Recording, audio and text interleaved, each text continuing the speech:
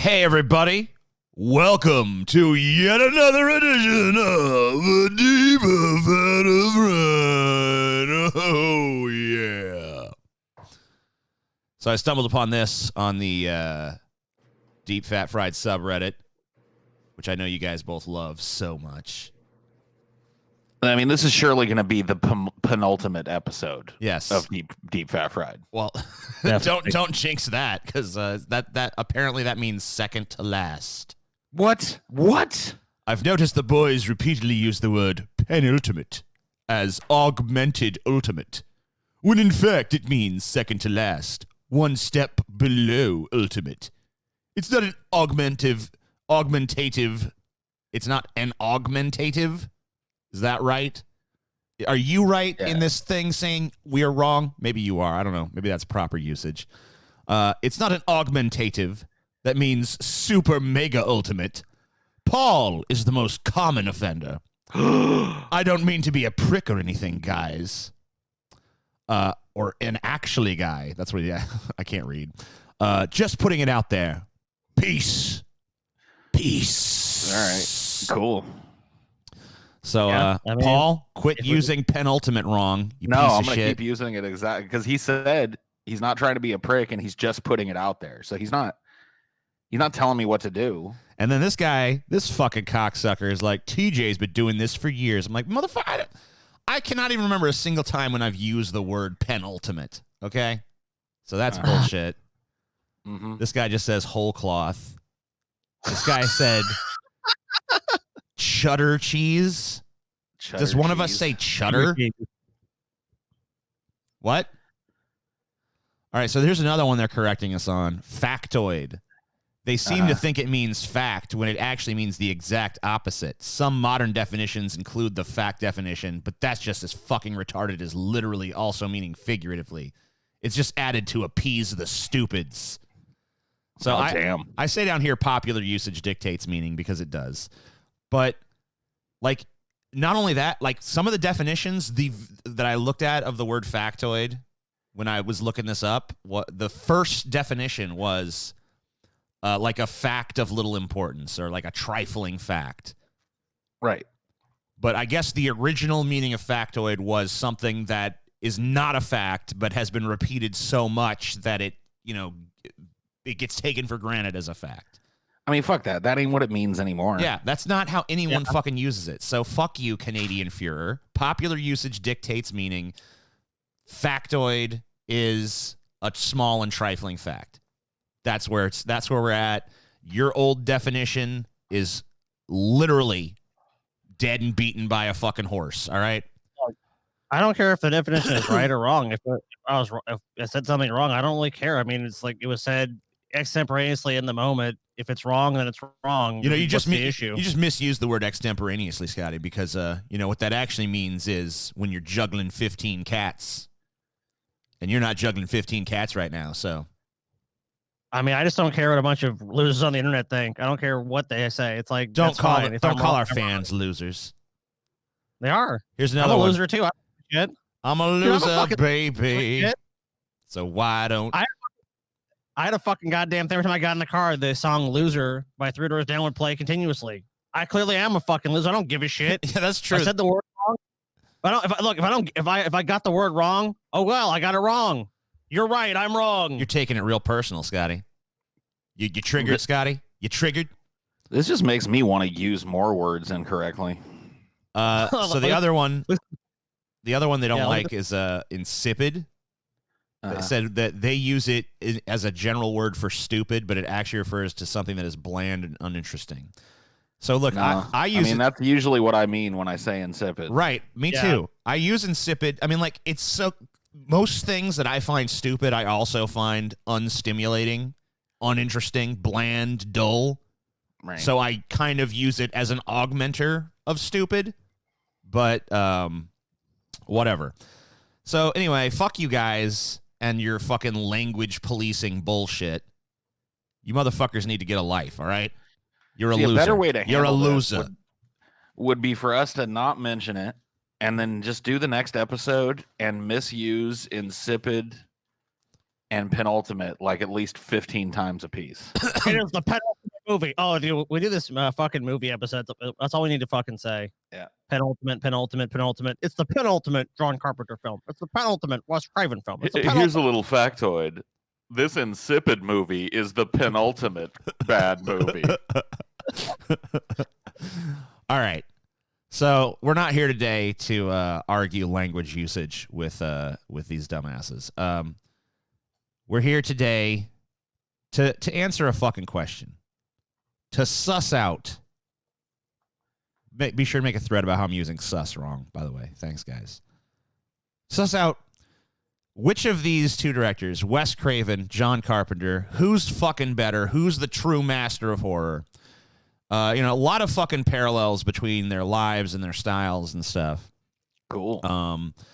So I think that this is going to be a really interesting one. A lot of times when we do these, we pit two like lame pieces of shit against each other. This time we're actually pitting two fucking really fucking cool, influential fucking voices against each other. And I don't think when I've put these together in the past, it's been like, oh fuck. Well, I can kind of get a sense of like where everything is going to go. This time I was like, wow, every single one of these is going to be pretty hard. So Cool. The categories, life and personality, filmography, originality, scare factor, crowning achievement, low point, and approach to filmmaking. And we're going to look at all 7 of those factors. At the end of that, we should have a decisive victor on our hands. I didn't know it when I put this episode together, but apparently this is kind of a raging debate within horror communities. Nerds. Yeah, I mean, which I am. So Right. I'm more than down to weigh in on this fucking debate. So the system we're going to use is after each category, each of us will get a vote as to who is the winner of the category.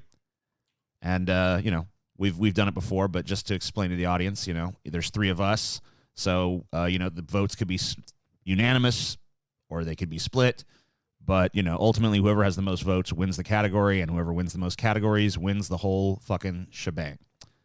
All right. Well, you didn't think about if someone votes for winner. You didn't think about that. Oh, did you? yeah. What if they vote for winner? Oh, wow. Yeah, good point. Got you sleeping there, TJ. Oh, damn. You really I threw a monkey do have a wrench in the question works. for you, though. Yeah, go ahead. Well, because I know Wes Craven wrote a lot of stuff too. Are we going to count movies he wrote but not necessarily directed, or are we going to count only films he directed? We're looking at the movies these guys directed. Okay, fair enough. Clarify that. They were both writers. I think Wes Craven wrote a few movies that he did not direct. I don't think John Carpenter wrote any movies that he didn't direct. Although they both wrote some movies, but we're going to look at the ones that they directed. We're going to focus on that. Okay. So, I mean, what if we're incapable of deciding which is the penultimate director, TJ? well, then I would say you're insipid at that point. Well, whatever. I've got a factoid for you, TJ. You're a moron. Yeah. Well, at least I'm not the penultimate moron like you. Oh, damn. Dissed. Okay. So let's go ahead and proceed with our first guy, Mr. Wes Craven here. So this is the life and personality section. Let's learn a little bit about the life and personality of Mr. Wes Craven. Do you guys know much about this guy's life? No, I don't know much about either of these dudes' lives. I know about their movies. Okay. I know a lot more about John Carpenter's life than I do about Wes Craven. His life, I know he's dead. That's about it. I will tell you that Wes Craven is a dude that doesn't look like his name. Yeah, that's true. Because even his name itself kind of sounds spooky, right? Yeah. Like it almost sounds like it could be the name of a fucking slasher, Yeah. But you see here, he's got a very like gentle, sort of relaxed demeanor. But we'll get into his personality towards the end of this. So I have a few little basic facts here. Born 1939, Cleveland, Ohio. Parents were Carolyn and Paul Eugene Craven.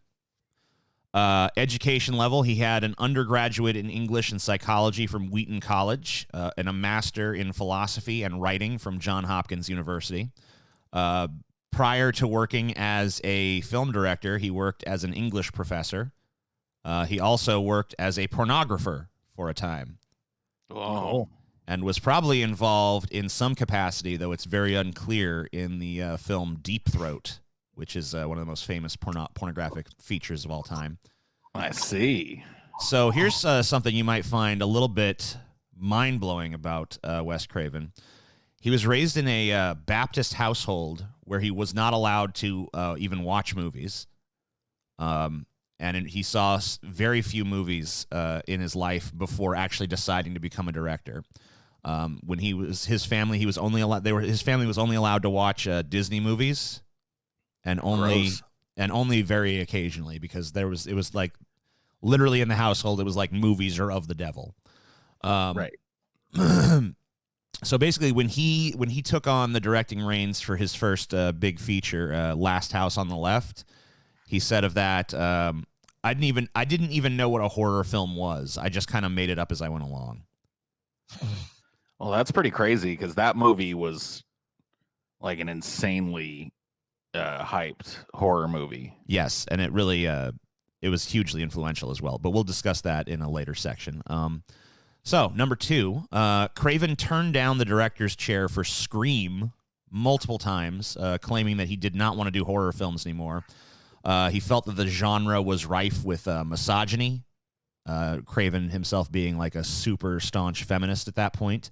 The studio really wanted him to do the film and kept trying to convince him. The Weinsteins both came to him, Bob and Harvey. You know, who? I'm not aware of who those people are anymore. Well, yeah, we erased them from history, but for the purposes of this, we have to bring them back for a second. So the Weinstein brothers tried to talk him into it. They didn't get anywhere with him. They sent Drew Barrymore to try to convince him. She couldn't convince him. But ultimately, he was convinced, not by anyone who was actually trying to convince him, but by a random 12-year-old forgotten to history. So he was Craven. Here's Craven recounting the story. A little kid of around 12 came up to me and said, "You should do a real goddamn movie again because the movies you've been doing have been getting softer and softer." And that's all the kid had to say. That stuck with him. That stuck in his craw, and he thought to himself, "Look, you've been fighting for this your whole career, but the movies you've made that have been really important have crossed the boundaries of decency and are scary because they are ruthless. So I called up Bob Weinstein and said, if that job's still open, I'll take it." Damn. I wish we could find who that kid was. I know, right? Who's ballsy enough to walk up to Wes Craven in public and chastise him? Yeah, some little dumbass kid is like, "Man, your movies suck now," and he's like, "Fuck you, bitch! I'm gonna go direct Scream." That's awesome. That makes total sense. All these big important people.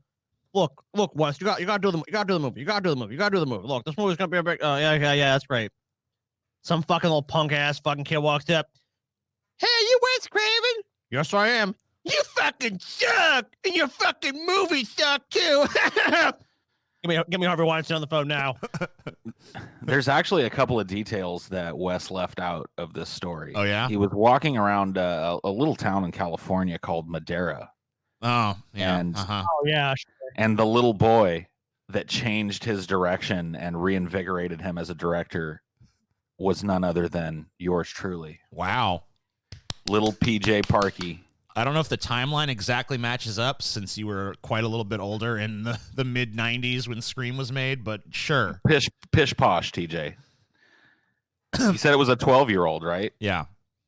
This actually happened in 92, and Wes started work on Scream at that point. Yeah, no. It was it just didn't come out until 95. Sure.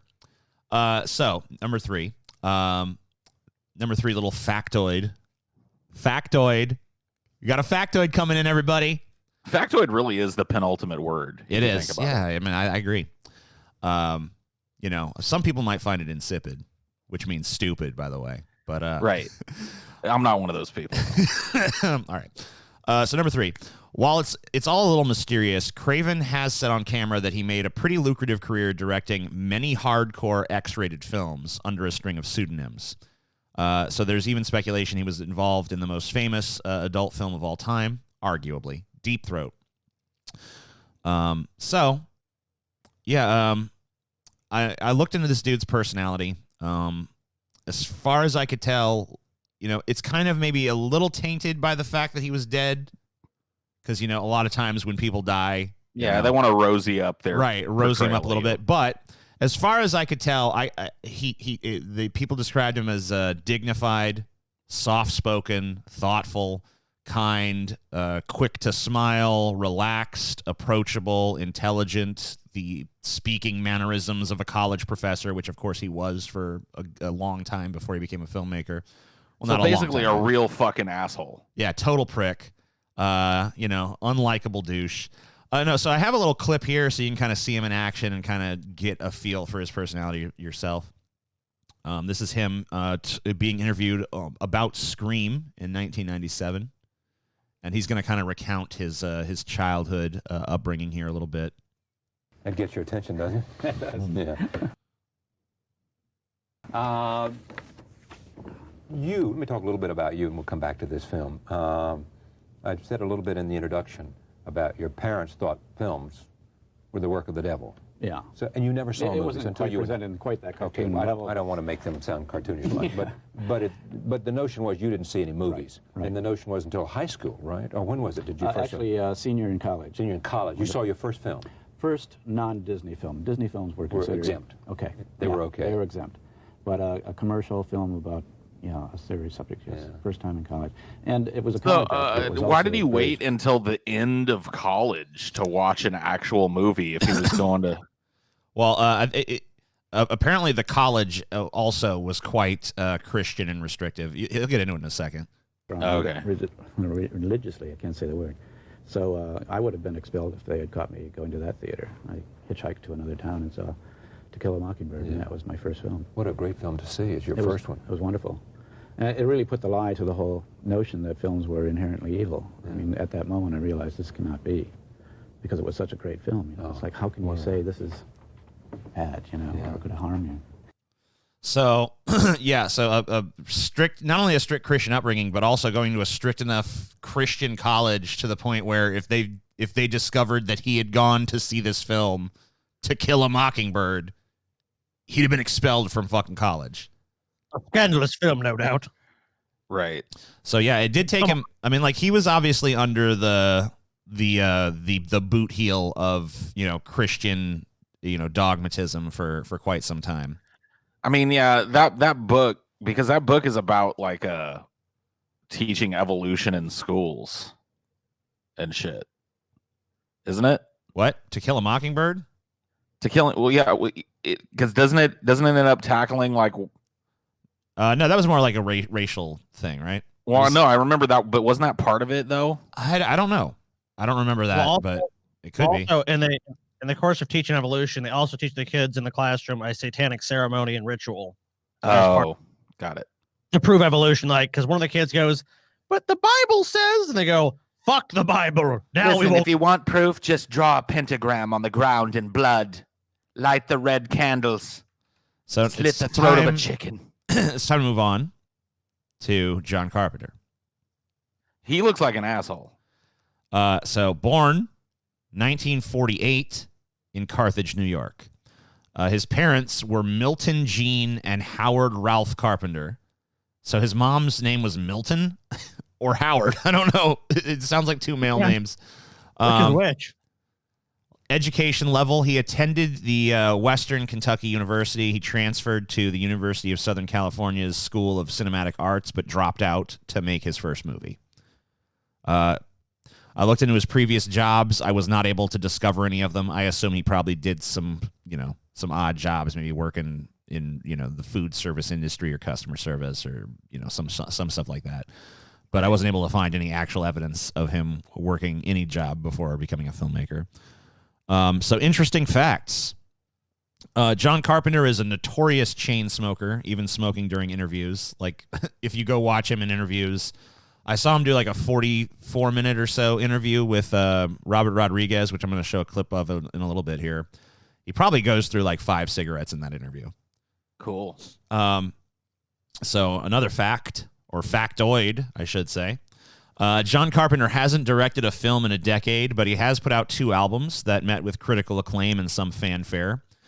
He has also done some live performances of his music. He was also the composer for the latest Halloween film and its upcoming sequel, Halloween Kills. By the way, I've been listening to a lot of his music lately, and I really dig it. He's composed the music for all of his movies, pretty much since the beginning of his directing career. So here's some of the movies that he's turned down, because he's been offered directing a lot of director spots that, I think a lot of people in his position would have been like, oh fuck yeah, just like drooling over these fucking prospects, but not him. Top Gun he turned down because he thought it was fucking stupid. He's just like, it's garbage. I don't want to direct that piece of shit. I mean, I got to be honest with you. Yeah. Top Gun is pretty stupid. Right. I mean, it's not the smartest movie. It's not the most intellectual movie. Right. It's definitely just a big, dumb jet movie. I mean, like, but it's guaranteed. I mean, that's pretty much guaranteed hit. And there's a shot, like, Fatal Attraction he turned down. He said it was unoriginal garbage. He turned down Zombieland because they wouldn't give enough creative control. He turned down The Golden Child in favor of doing Big Trouble in Little China, even though The Golden Child was pretty much a guaranteed hit because Eddie Murphy was so ultra hot at the time. So basically they're like, hey, you can direct this movie with the fucking hottest actor in the world right now, or you could do this risky gamble of like maybe Big Trouble in Little China will be something, which it flopped, by the way. Which is sad because it's awesome. Yeah, it's actually also a better movie. It's actually than the way Golden better. Child. It is way better than The Golden Child. I will give it that. But he didn't really give a shit. He didn't. Having a big hit movie was not his top priority. His top priority was, I want to make the best fucking movie I possibly can. So, super uncompromising. Carpenter became a director because he wanted to make Westerns. That was the genre that he was in love with. He loved Westerns. He loves them to this day. His whole purpose of becoming a Hollywood director was he wanted to make Westerns. But by the time that he made it in Hollywood, the Western was dead. Yeah, Westerns were totally dead. I mean, you look at a graph of them, Westerns were the majority of movies up until the 60s and 70s. Right. And that's what he wanted to do. But by the time he got to Hollywood, no one was making Westerns anymore. Now, he did get a chance to work on a Western. He actually wrote a screenplay for John Wayne in the late 70s, and he worked closely with John Wayne and his family on a script called Blood River, and it was about an aging gunslinger mentoring a young apprentice. In Carpenter's mind, he wanted Elvis for the other role. John Wayne, I guess, wanted Ron Howard to do the part. What? Yeah, really weird. Unfortunately, John Wayne's health declined too much to possibly do the movie, and this project was kind of shelved. It later got made into a TV movie that pretty much no one has ever seen. Back in 1991. So looking into the personality of John Carpenter, here's the kind of adjectives that I arrived at: opinionated. Strongly opinionated, self-deprecating in his sense of humor, but also in a way where you kind of feel a raging ego behind the self-deprecation, what I mean? Right. But genuinely insecure, very much driven by instinct and what he thinks is right. He's not necessarily a guy who's trying to figure out how everything fits together. He's more about trusting his gut and just going with stuff. Very idea driven. If a script doesn't have an adequate amount of ideas in it or something, he's not interested in it. He wants the things that he makes to be something that's going to have some sort of deeper resonance or meaning. And just everything about the guy thoroughly uncompromising. He's not willing to play the game. He's not willing to kiss the prerequisite amount of ass. He's not willing to be, the team player. He's just all about I'm going to do what I'm going to do. So I was right in my assessment of him as kind of an asshole. He's kind of more of an asshole. He's definitely an asshole. If you're working with this guy. Now, He's not. as far. I mean, he might not be a constant raging 24/7 asshole. Look, when I looked at his approach to like how he treated his actors and stuff, like when he talks about like. I'm not going to play this clip, but I saw an interview where he was asked, like, what's your favorite part of movies? And he's just like, working with the cast, working with the crew. It seems like he had a tremendous amount of patience. Like, he would talk about, like, if someone didn't understand, like even the basic stuff of filmmaking, like how to hit their marks and stuff, he would personally go and, like, coach them and, this stuff. So I think that, when it came to dealing with his actors and stuff, he was a very patient guy. But it was always towards the interest of serving the specific vision that he had for how things should go. Right. But he was like a Hitchcock who famously compared actors to livestock. No, I think that he had a much more gentle approach with his actors. He tried to keep them happy, stuff like that. And I mean, like, as far as I can tell, in his interpersonal relationships with people one-on-one, I don't think that he's necessarily a confrontational asshole, but if he wants to do something, he's not going to be flexible and let you do your thing. You're going to do his thing. Right. So, yeah, I guess you can kind of view that sort of uncompromising attitude as being like an asshole attribute. Let's kind of see this guy in action. This is him in an interview with Robert Rodriguez. Oh, my father... You can see that cigarette. I don't know why this thing feels a need to do that. So 8mm is where I started. Then I graduated to a little bit better one. I had a Umig, a German camera, which had a stop motion. It had a single frame on it, so I could animate. Then I went to USC, graduated 16mm, and then finally 35 later. What was your experience like in USC? I had read somewhere that your lecturers were guys like John Ford and Howard Hawks and Hitchcock and Orson Welles. I mean, that must have been mind-blowing. The room was packed for Orson Welles. He just wanted to sit and tell stories. And he was amazing. Amazing to see him live and in person. How positive were they? Were they realistic and said, none of you will probably ever be directors? Or were they pie in the sky and said, you can all realistically get a good job here? First day of the first class, the instructor stood up and said, 99% of you won't go anywhere. It's the first thing you hear. It's like, hey. But it wasn't talking about me. So that's kind of like gives you, I think, a little insight into the mentality there. Like, fuck you, ain't gonna tell me I'm not gonna be like yeah, 99% of these other people, they're gonna fucking fail, of course. Not me. I'm not the 99, I'm the one, basically. Hey, he was for sure. And he was right. He was. I mean, he ended up being right, but I can guarantee you, every other fucking kid in that class thought they were they felt the same way. Right. But they were like, yeah, the rest of these fucking people are gonna. But fail. they weren't right. Maybe they weren't right, but he was right. Right. And I don't know. I don't know if it was luck on his part. I think that in his case, like one thing about fucking John Carpenter is that, he never let a lack of money or anything stand in his way of being a filmmaker. Like, it doesn't, if he's got a camera, he's going to make a fucking movie. Yeah, because I mean, he was just. I mean, I don't know. I think he was always going to make it. I mean, I don't know. I don't think there's anything that could have stopped him, because it doesn't matter what sort of resources you deprive him of. He's never going to be the guy that's like, well, I don't have what I need to do it, so I guess I'll just fucking throw in the towel or whatever. He's just the guy, like, if all he had is just like a camcorder, he's going to fucking make shitty low budget home movies or something. Anyway, so now it's time to decide who gets the fucking golden prize. So Wes Craven is kind of like Mr. Rogers, like. Yeah, it's kind of weird. He seems like really just like a super nice dude. And John Carpenter, he doesn't seem like a total irredeemable asshole, but he just seems like more of a force of personality. Right. But I wonder if that serves you better in the capacity as a director and artist to have that more uncompromising sort of streak.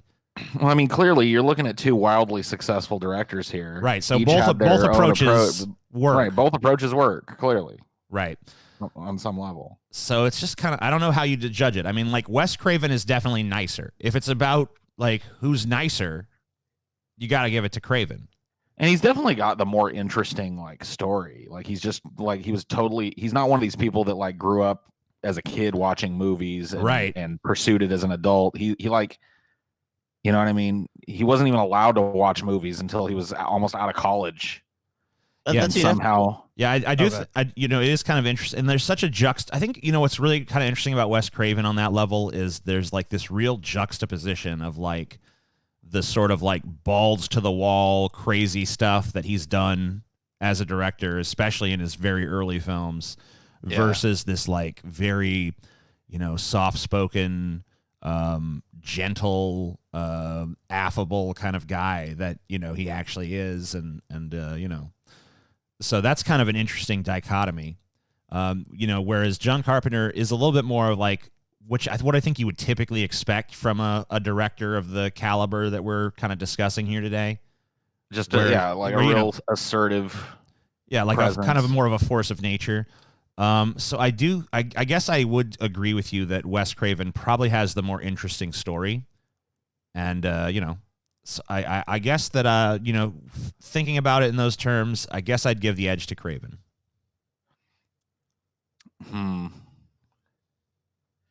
I mean, I don't know. There's just they're two very interesting, very different, you know, lives and well, you know, one of the things that maybe kind of pushes me more towards Carpenter though is just like the sheer amount of stuff that he does.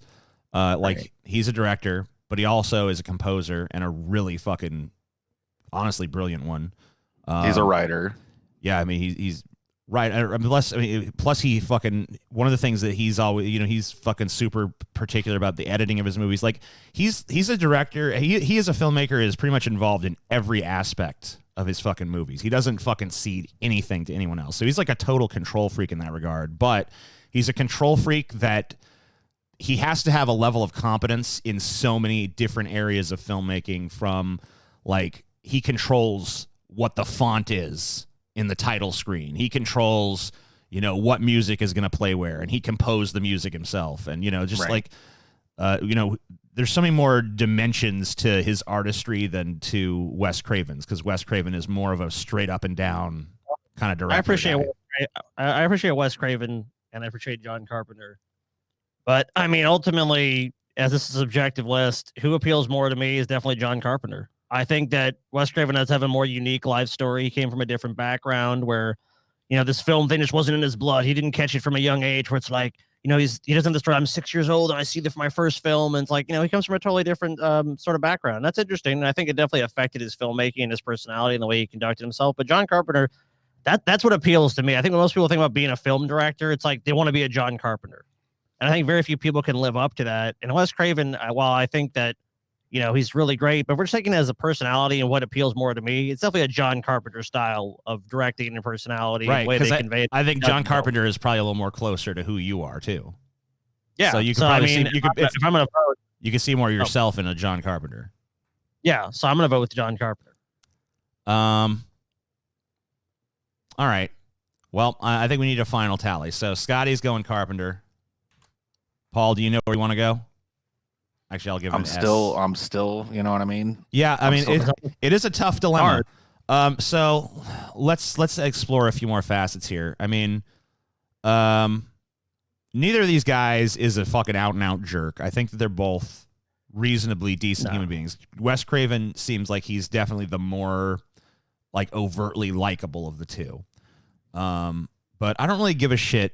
I mean, I guess I do give somewhat of a shit. I mean, like, the interesting thing to me about his likability is not so much in and of itself that he was likable. It's that it kind of clashes with the sort of films that he's made. Right. Whereas John Carpenter is, I think, a little bit more the guy that you expect to be behind the films that he made. Well, I mean, he said I think that, you know, we heard in that fucking clip that you played that he kind of idolized Orson Welles. Right. Wells and all and these Orson other guys. Welles was that. He was, you know, this incredibly assertive. Right. Had a hand in every part of the films that he made. Yeah, I mean, often acted in his own films because just nobody else could play the part. You know what I mean? Yeah, I mean, so he would. I mean, yeah, that's true. I mean, like, you know, just like Orson Welles kind of took over so many elements of the production, John Carpenter was the same way, where he took over so many elements of the production. Right. And if we're looking at those two guys as clearly, like John Carpenter sees himself as a similar personality to Orson Welles. If he sticks out that much, meeting the guy or listening to a lecture, if it's that standout of a thing in his mind, you know, he's got to see some parity between them. And Orson Welles, while, you know, like he was a gigantic star, he was also, you know, like an asshole. Right. I think probably more of an asshole than John Carpenter too. Maybe. I mean, I don't know. Yeah. I mean, like, I dug as deep as I could into what John Carpenter's actual personality is like. There's not a lot of articles and stuff that are like, here's what the personality of this person is. But, you know, I tried to do enough digging around to kind of get a sense of it. And I get the sense that, you know, I don't really think he's as big of an asshole as Orson Welles. I didn't really sense that he was like uncompromising in that particular way. I think he was more artistically uncompromising. I mean, are we gonna really? I mean, like, look, if one was clearly a piece of shit to everyone around them, then sure, it's an easy decision. But I mean, if they're not, and in the absence of that, I mean, I don't know if I'm necessarily going to take someone make a decision based on solely if they were an asshole or not. Like, right. There's plenty of assholes that get a lot of shit done. Like maybe Stanley Kubrick was a fucking huge asshole. He was, but he made amazing fucking movies. So like, I'm willing to go, yeah, he was a dick, but he got shit done. Well, the thing is that both Stanley Kubrick was a different kind of asshole. Yes, he wasn't like the super. I kind of see John Carpenter as being just a real obstinate, in your face guy. If things aren't going his way, if you're trying to take some creative power away from him, he's just, I mean, eventually it's going to devolve to him fucking yelling at you or something. Probably. Like he's going to be a hothead. You know, there was an interesting story that I didn't pull for this, but maybe I'll just kind of recount it. I don't know if it'll have any bearing one way or the other, but I guess that Rob Zombie in some interviews said that, you know, he contacted John Carpenter about doing the Halloween movie, and he says that John Carpenter was really cold to him, right? Oh, okay. He said, oh, he was cold. So John Carpenter got wind that this was being said of him, and he's like, he basically comes out, he's like, Rob Zombie's a fucking liar. I wasn't cold at all. I went to him, and John Carpenter's version is like, look, I said to him, look, bro, make it your own. You know, do your own thing with it. Don't feel beholden to do like what I did or whatever. Just fucking make it unique and make it your own. Put your own indelible stamp on it. That was his fucking, you know, advice to Rob Zombie. Right. Rob Zombie says that it was much more just like, you know, fuck you, which I don't know. I don't know who's telling the truth there. Both those guys kind of strike me as jerks, honestly. Definitely. But you know, the thing is though that you know, John Carpenter went on to, in that same interview, kind of criticize what Zombie did with the movie. He was like, look, I thought you made him too big. You made him like a fucking steroidal fucking retard. So he just goes on and on, like this big long list of like, you know, here's all the shit you did wrong. But Zombie's time to share for Halloween, you know, it's an aside, was not great. Right. It really wasn't. But all his criticisms valid. It kind of I don't know if it kind of undermines the idea that Carpenter just told him, yeah, do your own thing, man. You know, when then he fucking lays into him. But that might be because he was just, you know, pissed about, you know, being shit talked in interviews. So yeah, I can see it either way though. I mean, I could see it either way. I could see him, someone contacting him and going, I'm gonna brush off this guy. I don't give a fuck who he is. The thing I wanted to kind of take from that story though is that I you know, when it came to Wes Craven, I didn't really find too much stuff of him like shit talking anybody else. John Carpenter, you know, it wasn't like rampant, but you know, if he had an opinion about somebody else's work, he wasn't really fucking remiss to let you know about it. You know, he was more than happy to criticize other directors, other writers, other artists, say what they'd done wrong, talk about, you know, and always in a way of like, you know, I would have done better kind of thing. So like, I mean, I think both of those sides have ups. I think both of those things have upsides and downsides. Yeah. I mean, he's way more, maybe I should talk a little about the insecurity of John Carpenter, because look, even though he's this brilliant, composer and stuff, everything you ever find him talking about his compositions is like, you could tell that he doesn't measure up to like his own standard of greatness in that regard, even though his stuff is really, really good and critically acclaimed and, you know, has a well, pretty I got to be fan honest with following you. and shit. There's two options with that. Yeah. There is the option that you're talking about where he's got this deep-seated insecurity, but it's also like self-deprecation is a total social tactic. Right. Now, let me that's why I put self-deprecating and insecure as two separate things, because when I'm talking about his self-deprecation, I'm talking about him kind of jokingly and laughingly sort of maybe taking a little bit of the piss out of himself here and there to kind of put other people at ease. But when I'm talking about this insecurity, particularly when it comes to his music, it seems a lot more of a genuine, like, God damn it, I wish I was better at this. Like, even though he's really good, I think he kind of wants to be on this, like, the name he always repeats is like Stravinsky. You know, he wants to be on that level of like, he wants to be on that level of like, you are the ultimate genius at this, but he falls short of that. And it really kind of like, I think, pisses him off inside, and it makes him feel like, I don't know. It seems like a real genuine insecurity in that regard. That's interesting. I mean, that must be what drove him through all the other 99% of people that try and do what he does. You know what I mean? Maybe. I don't know. So anyway, we really got to fucking wrap this category up. So, do we gotta, TJ? We gotta, Paul. We gotta. Hey, Paul, you can always vote for winner. Before we wrap this category up, let me tell you about a French champagne. From Paul Masson. Oh, you mean this? Grown in the vineyards of California, the same way that the French do it. 102, take 2. Ah, the French champagne. Ah, all right. The French champagne. That never gets old to me. I wasn't drunk enough when I started. I forgot how drunk he was. Oh! I just love watching it, Orson Welles do that, just to kind of like aware enter his eyes. Like, I gotta say some shit now. So, Scott, are you sticking with Carpenter? Sticking with Carpenter. Okay. Where are you at, I think Paul? I'm gonna throw my lot in with. I think I'm gonna throw my lot in with John Carpenter. Honestly. I just gotta, I gotta say that I'm a little more impressed by a dude that's just driven by this constant insecurity to achieve more than I am with a weird Christian guy that like just somehow magically gained the ability to make amazing movies. You know what I mean? Hey, that's what just got shit, man. They got that talent, and they can just fucking show up on the set, or they can write the script, and it works.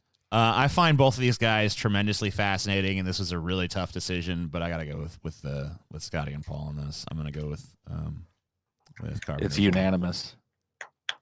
We had to really fucking scrutinize. You know what I mean? Yeah, it's a tough one. Also has the same initials as Jesus, so you know. Oh shit! How you gonna avoid that? All right, so let's move on to our next category, which is filmography. So let me fucking say a few words about this. I don't want to get into. We're going to talk about originality later. We're going to talk about scare factor later, and we are going to have an opportunity to pit Halloween with against Nightmare on Elm Street directly. I don't want to do any of that here in this category. Right. What I'd like to do here is more just. Take a we're gonna do a deeper dive into the filmography in later sections. So I don't want to go too crazy about every specific aspect of every film that's here, but I'd like to just kind of like in a general way take in broadly like the body of these two dudes' work and kind of just figure out who to you has the more impressive resume. Okay. So we're gonna start with Wes. So this is the Wes Craven filmography. I have not seen everything on this list. I'm sure you guys haven't seen everything on this list. No, there's no way. Definitely not. But I've seen quite a few. I've seen a lot of them. So starting with Last House on the Left, we're gonna get a lot more into that one a little bit later. But suffice to say, at this point, a film that was a huge game changer for what a horror movie was. Well, I mean, it was kind of like the proto slasher film.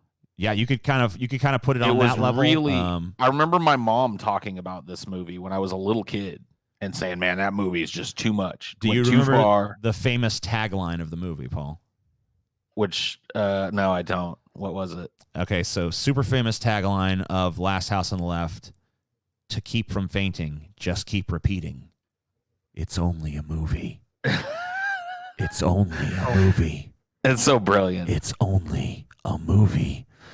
We'll talk a lot about the huge controversy. There was protests against it, all kinds of stuff. We'll get into all that a little bit later. Of course. In the originality section, which will be the next section. So then The Hills Have Eyes. I have not seen the original. I saw the remake, and I actually like the remake, which he also had a hand in, I believe. See, I'm the other way around. I've seen the original Hills Have Eyes, and I have not seen the remake. Well, there you go. Yeah. What did you think of that movie? I mean, it's good. It's not I really don't feel like it's as standout as some people say it is. Right. It's definitely like a cult hit for a reason. But it's pretty cool. I don't know much about. It's not a bad movie. Yeah, I don't know much about Deadly Blessing. I know Swamp Thing. I saw Swamp Thing. Here's another fucking Swamp Thing. Swamp Thing is not great, but it's fun. It's kind of it's whatever. It's like a fun little stupid swamp thing. He did The Hills Have Eyes Part 2, little sequel, which I've also seen, and it's. Once again, it's a passable movie, but it's nowhere near as good as The Hills Have Eyes, which was also not the greatest movie. You know what I mean? So, yeah, gotcha. Then, of course, huge masterpiece of horror that is A Nightmare on Elm Street. Probably at that point, and maybe even to this day, his crowning achievement. I don't know. We'll get into that. Get you, bitch. Well, I mean, he's only involved periodically in the series too. It's a very strange trajectory he took through it. Right. So he did do some work on A Nightmare on Elm Street 3 Dream Warriors. He didn't do anything for the second one. He did come back for the third to do a little bit. He worked as a writer and producer. He did not direct it. But I think it definitely benefits from having him involved once again, because when I get into arguments about what's the best Nightmare on Elm Street movie, those two are the contenders. I mean, 3 is my favorite. Right. I think if I've got to pick up a Nightmare on Elm Street movie and watch it, I want to watch Dream Warriors. It's my favorite of the bunch. I really love the first one, but I think I have a little bit softer of a spot for the third one as well. Prime time. The Serpent and the Rainbow, not really necessarily my favorite movie in the world, but a pretty interesting take on the zombie movie. Kind of bringing it to this more realistic territory. Yeah. The movie Shocker, I think, sucks really bad. Wes Craven's Shocker. It doesn't even. Yeah, it is kind of shockingly bad, honestly. People Under the Stairs. I've seen it. I don't really remember it super well. It was once again, I feel like a lot of Wes Craven's filmography up until this point, at least, is pockmarked with there's some really good standout movies. Yeah. And then there's some kind of bad movies. Right. You know what I mean? He's kind of got a spotty sort of track record on this. Now, I mean, look, you direct as many movies as this guy, some of them are going to suck. People Under the Stairs, I don't think is a terrible movie. I think a lot of these movies, honestly, are kind of like in the realm of mediocre. It's kind of Shocker, kind of forgettable flick. I mean, People Under the Stairs maybe less forgettable, but still not hugely consequential. It was kind of a movie about like classism and class struggle and stuff like that. But it wasn't super memorable. Wes Craven's New Nightmare, kind of his bringing it back to the Freddy thing, doing kind of a meta take on Freddy. I thought it was fun at the time. I don't know that it's aged particularly well. It certainly hasn't aged as well as the original or Part 3. I mean, it was fun for sure. Yeah, I mean, but it works. It's a good movie, and it's probably my third favorite of the fucking Nightmare trilogy. Although there's a huge drop off after that. It's really a shift in his filmmaking style too. Because I know the films you're talking about next, and obviously the Scream films. I mean, the whole meta thing really comes into play there. Oh yeah. Well, so then there's Vampire in Brooklyn, which we'll talk about that later.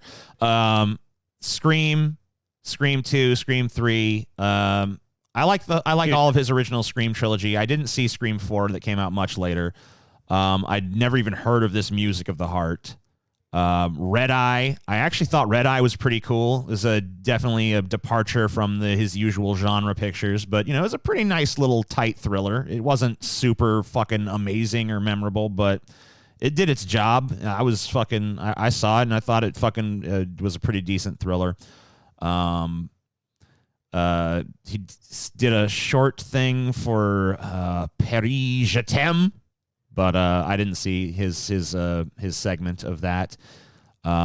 So then his last two films were My Soul to Take and Scream 4, neither of which I saw. Although I've heard some tell that Scream 4 is better than it's given credit for, so maybe I'll check that out at some point. I mean, the whole Scream series has kind of like fallen by the wayside, but it's it's all the way through. It's a pretty good series.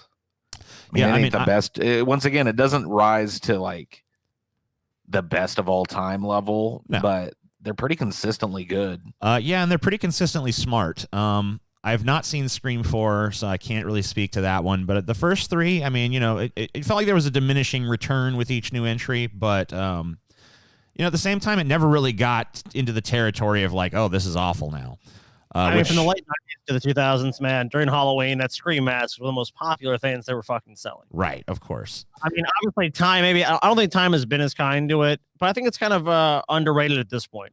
And those films definitely did something different for the horror genre that hadn't at that point been beaten to death. Well, the Scream movies, we'll have a little unique about them. We're going to have an opportunity to discuss the Scream movies in a little bit more detail in the next section, so we'll just kind of move on from here to the filmography of John Carpenter.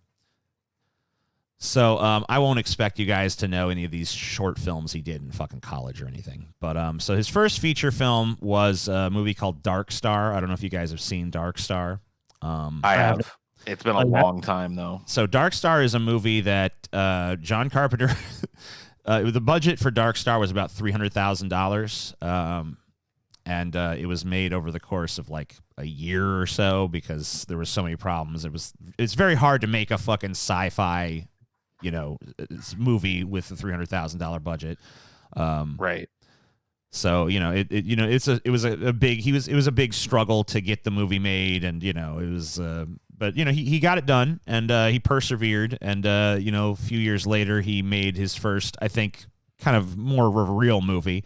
Assault on Precinct 13, which was remade a few years back. Pretty cool fucking movie. Also kind of reminiscent of the Westerns, I think, that Carpenter really wanted to make. It definitely has that feel about it. It has sort of a Western feel, even though it's set in a more like modern urban environment. Oh, it totally does. It also has a feel almost like a zombie movie too, because it's like you have these crazed gang members trying to get into this fucking, basically defunct, shut down police station. Right. So kind of feel like they're being overwhelmed from all sides. So you have that kind of like claustrophobia. We're just, the jail goes from a place you're locking these criminals up to a place that they're locked up. Yeah. It's a kind of a recurring theme in his movie for people to be trapped somewhere too. So. He wrote a movie called The Eyes of Laura Mars. Never heard of it, so we'll skip that. Of course, then in 1978, his huge hit and lasting, enduring fucking classic Halloween, which obviously we'll be talking about that a little bit later as well.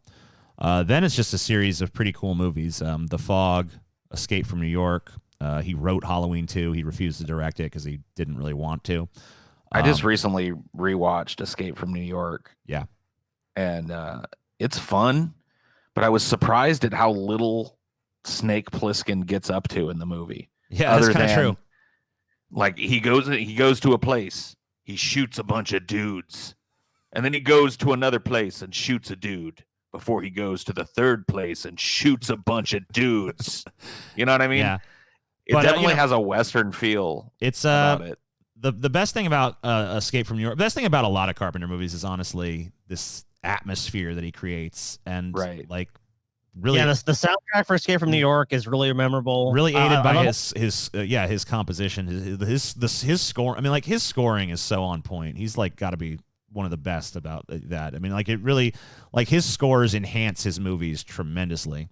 I love all the little characters that are populated in that movie too. He did The Thing in 1982, one of the few movies of his that he did not really do much more on than direct. He didn't score it. He didn't do, much of that other stuff that he usually would do. One of my fucking favorite fucking films, dude. It's amazing movie. He did the scoring for Halloween 3. Didn't really, I think he would, what is the other thing here that's produced? Halloween 3 sucks. He directed he directed Christine, which I watched not too long ago. Pretty decent little horror movie, not really something that's going to blow your mind or anything. Yeah. Starman, I haven't seen it. I know a lot of people really like that movie. I've seen Starman. That's the one with Jeff Bridges, right? Yes. Yeah, I'm pretty sure. I get it mixed up with The Last Starfighter sometimes. No, Starman's the one with Jeff Bridges for sure. Okay. Big Trouble in Little China. Awesome fucking movie. Prince of Darkness. I've heard good things. I haven't actually seen it, so maybe I should watch that one. They Live. Probably one of my favorite movies ever. Memoirs. Definitely a great film. Memoirs of an Invisible Man. I haven't seen. Have either of you guys seen that? No. That's the one with Chevy Chase. Yeah. I have seen it, but it's been so many years, I can't tell you much about it. Okay. I saw it as a kid. In the Mouth of Madness, I saw very recently.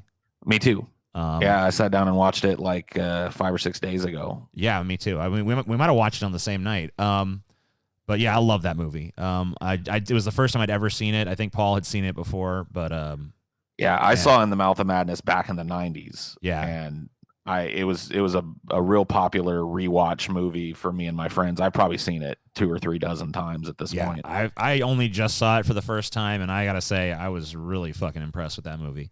Also, I believe based on a story by H.P. Lovecraft, short story. Right? Yeah.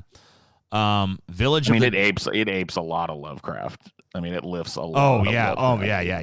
Totally. From a lot of different Lovecraft stories. The whole idea of some like otherworldly threat that exists beyond the fucking thin veil of our reality is super Lovecraftian. He directed a remake of Village of the Damned, which is probably not his finest hour. No. He directed Escape from L.A., which is kind of a I think there's more of a sense of humor about Escape from L.A. than people give it credit for, because I think he knew that at this point that it's, this concept's a little ridiculous, and I think he treated it a little bit ridiculously. But well, I mean, and look at the time difference between the release. I mean, right. 1981 to 96. Right. Like when I was watching Escape from New York, I was thinking in my mind, like, this really is one of the prototype 80s action movies. Right. It's got everything, but it's all very vague and not well defined. Like, it feels like you're looking at the first 80s action movie watching Escape from New York. Yeah, I can kind of feel that. Snake doesn't have a whole lot to do other than shoot people. It doesn't hurt the movie. But a lot, he's kind of has one-liners here and there, but they're not as strong as you'd expect them to be. And Escape from LA, all of those tropes had been defined and refined. And so I think at that point it was almost being treated like self-parody, I think. And I think there's more of a self-awareness to that movie than people, at least at the time, gave it credit for. I really like it. I think it's actually a pretty good movie. Yeah, it's fun, man. I see a lot of people shit talk Escape from LA like it's this so vastly inferior sequel. But honestly, if I was given the choice, I'd probably watch Escape from LA before Escape from New York. Yeah, me too. Shoot me if you want. Shoot me if you want. He surfs on a tsunami. I mean, what do you want me to say?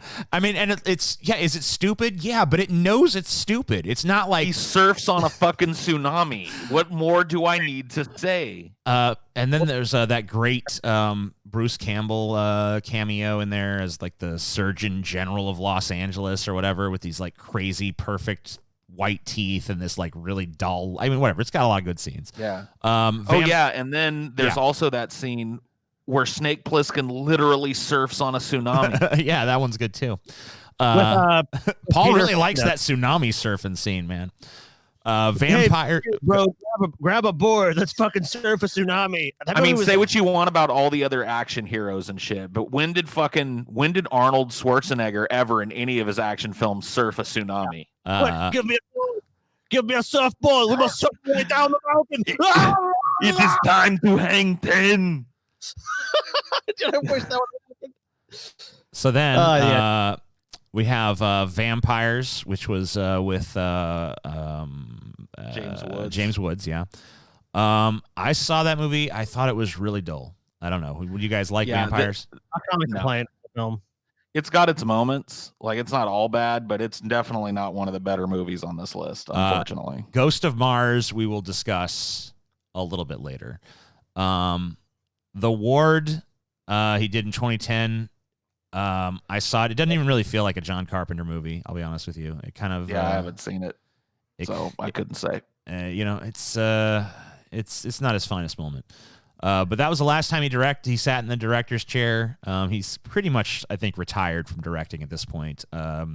He's been doing music and stuff. As you can see, he's done the music for the recent Halloween films, as well as executive produced. And he's, doing the music for the upcoming sequel, Halloween Kills. So, he's working he's basically doing the musician thing now. And I'd say he's really good at it. But, I think he can look back pretty proudly on a pretty fucking solid filmography. There's some misses here and there, but I think there's a lot of hits too. Anywho, it is now time to judge these men.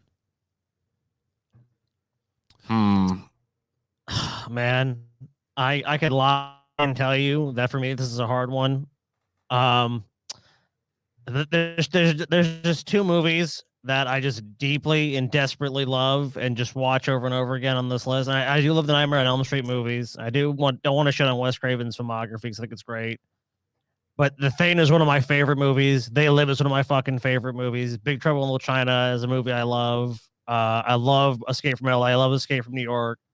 I even kind of have a soft spot for Ghost of Mars, which is by all measure a horrible movie. We'll talk about it. I wish I could say it's harder and there's. Yeah, I know. No, I know. I don't want to get too much into it, but just the totality of that to me, I have to vote for John Carpenter. Scotty, I mean, I can't even. My bias is clear. Scotty is in the pocket of Big Carpenter, dude. Well, I mean, like the way that you laid this out, though, I mean, looking at the filmography side by side, right? Look, there's no way to deny that there are way more. Look, hold on, wait a minute. Let me just interject. I didn't lay out anything in such a way. I fucking showed the entire filmography of both of these guys. No. I'm just saying, it's a fair comparison. The way that you've laid out the competition, where we're putting their filmography head to head, right? Yeah, it's hard to not say John Carpenter. Just because looking at the list, I mean, yeah, there's some big movies on both of these lists, but I think that there's way more impactful big movies on John Carpenter's list than there are on Wes Craven's list. Paul also a shill for John Carpenter. Well, I think really Wes Craven's list boils down to Nightmare on Elm Street and Scream. When it comes to like really important movie franchises. Well, let me break with tradition by agreeing with you guys and saying John Carpenter wins. Damn, unanimous again. Uh-oh. Shit, it's looking bad for Wes. Running away. But you know what? Maybe Wes Craven can win it in the originality category. You never know. Maybe he's got the stronger case for being the more original filmmaker. So let's start with Last House on the Left. Bloop-a-doop-a-doo. So, I guess let me just talk about what this category is before we delve into too much of this. Originality as a commodity has pretty much always been in short supply, right? Right. Most pieces of art, even brilliant ones, usually have some element of, derivativeness. That's how art works. You build on what those who came before you have done, but hopefully down the line, in some respect, you through either some happy accident or through some sort of effort on your part, come up with some new spin or present things in an original way.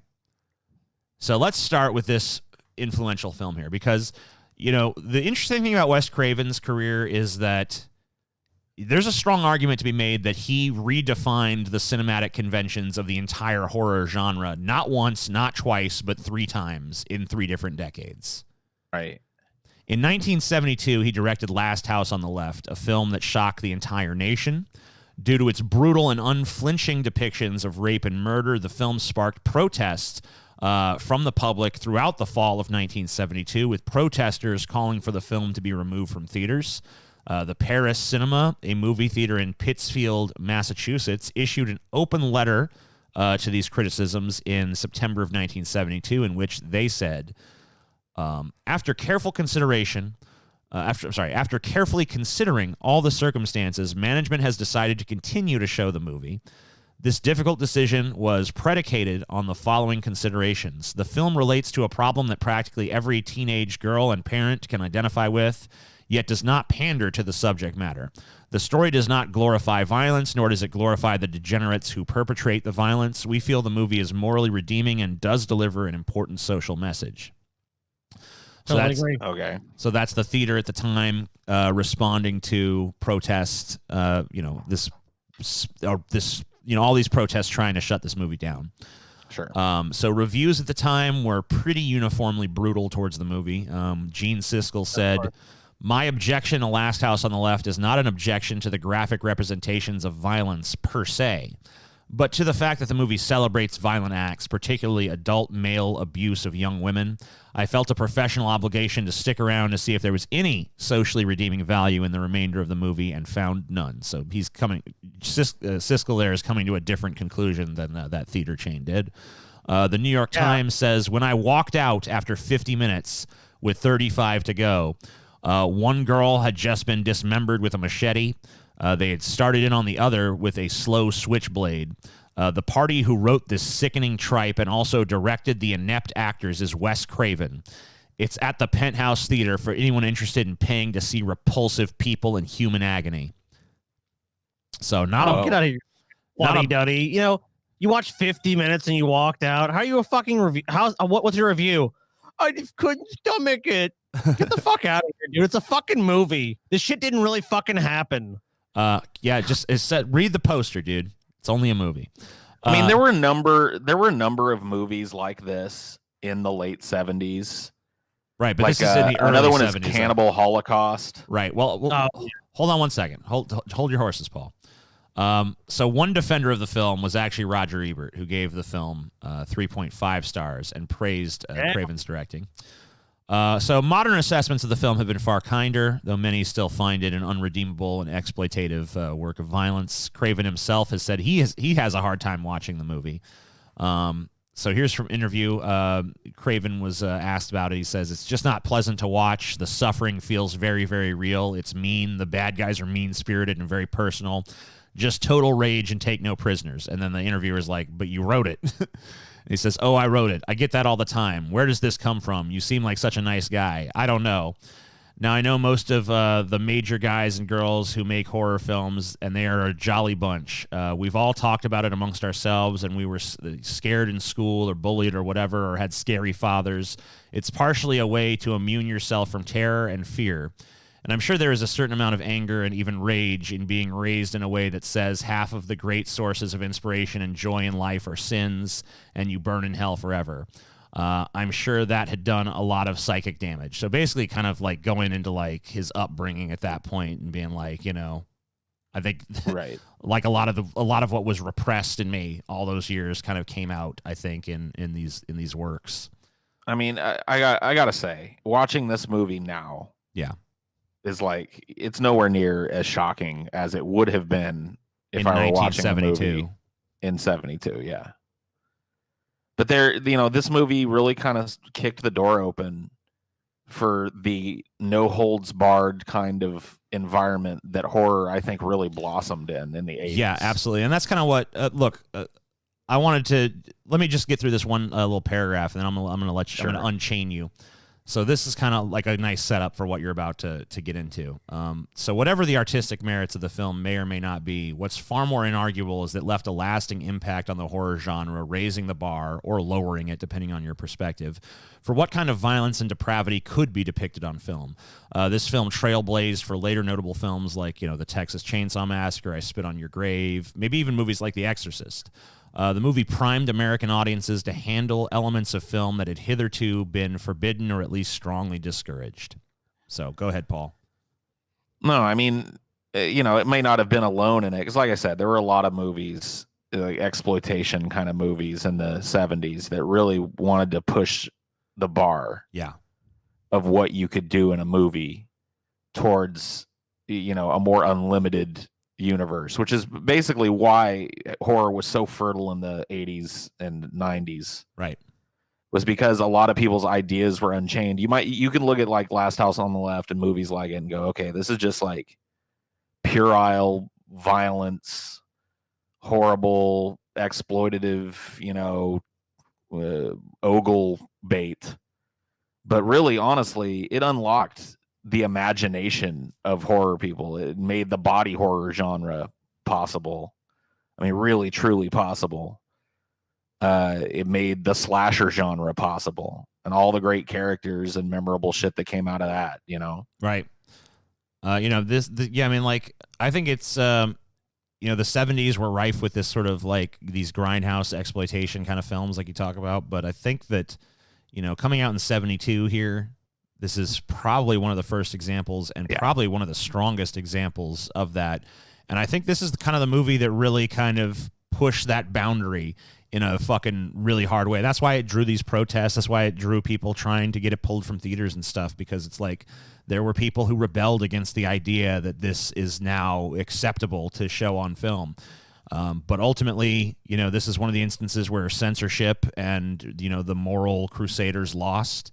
Don't go watch. And Don't the boundary was pushed. And, I think that cinema's all the better for it. I think that we probably owe this film, whatever we might think of it in and of itself on its own merits. I think that everybody who's enjoyed any sort of horror film that's followed probably owes some debt of gratitude to this movie for busting down that fucking door. We have to look at, and like what you told us before, you have to consider Craven's background. A lot of people come into filmmaking because they love movies. They have this dream, like, I want to direct this movie. I want to be a part. I want to act in a movie, whatever. When you come from a background that's more unique like his, that allows you to have a different perspective. And maybe that he wasn't as looking to other films to tell him what to do. Like you said, when this movie was made, he's kind of like, I'm just going to make a horror film. And this is his kind of conception of what would a horror film be. Like, like it's not this implausible story. The story is, I mean, obviously it goes over the top and it's grotesque and things like that, but it's not done in a way that's not, I think it touches at the core of like American paranoia. So we're a very paranoid country, and it's, you go out you go to a concert, you're going to have a great time. It's this wonderful thing, and it turns horribly wrong. Right.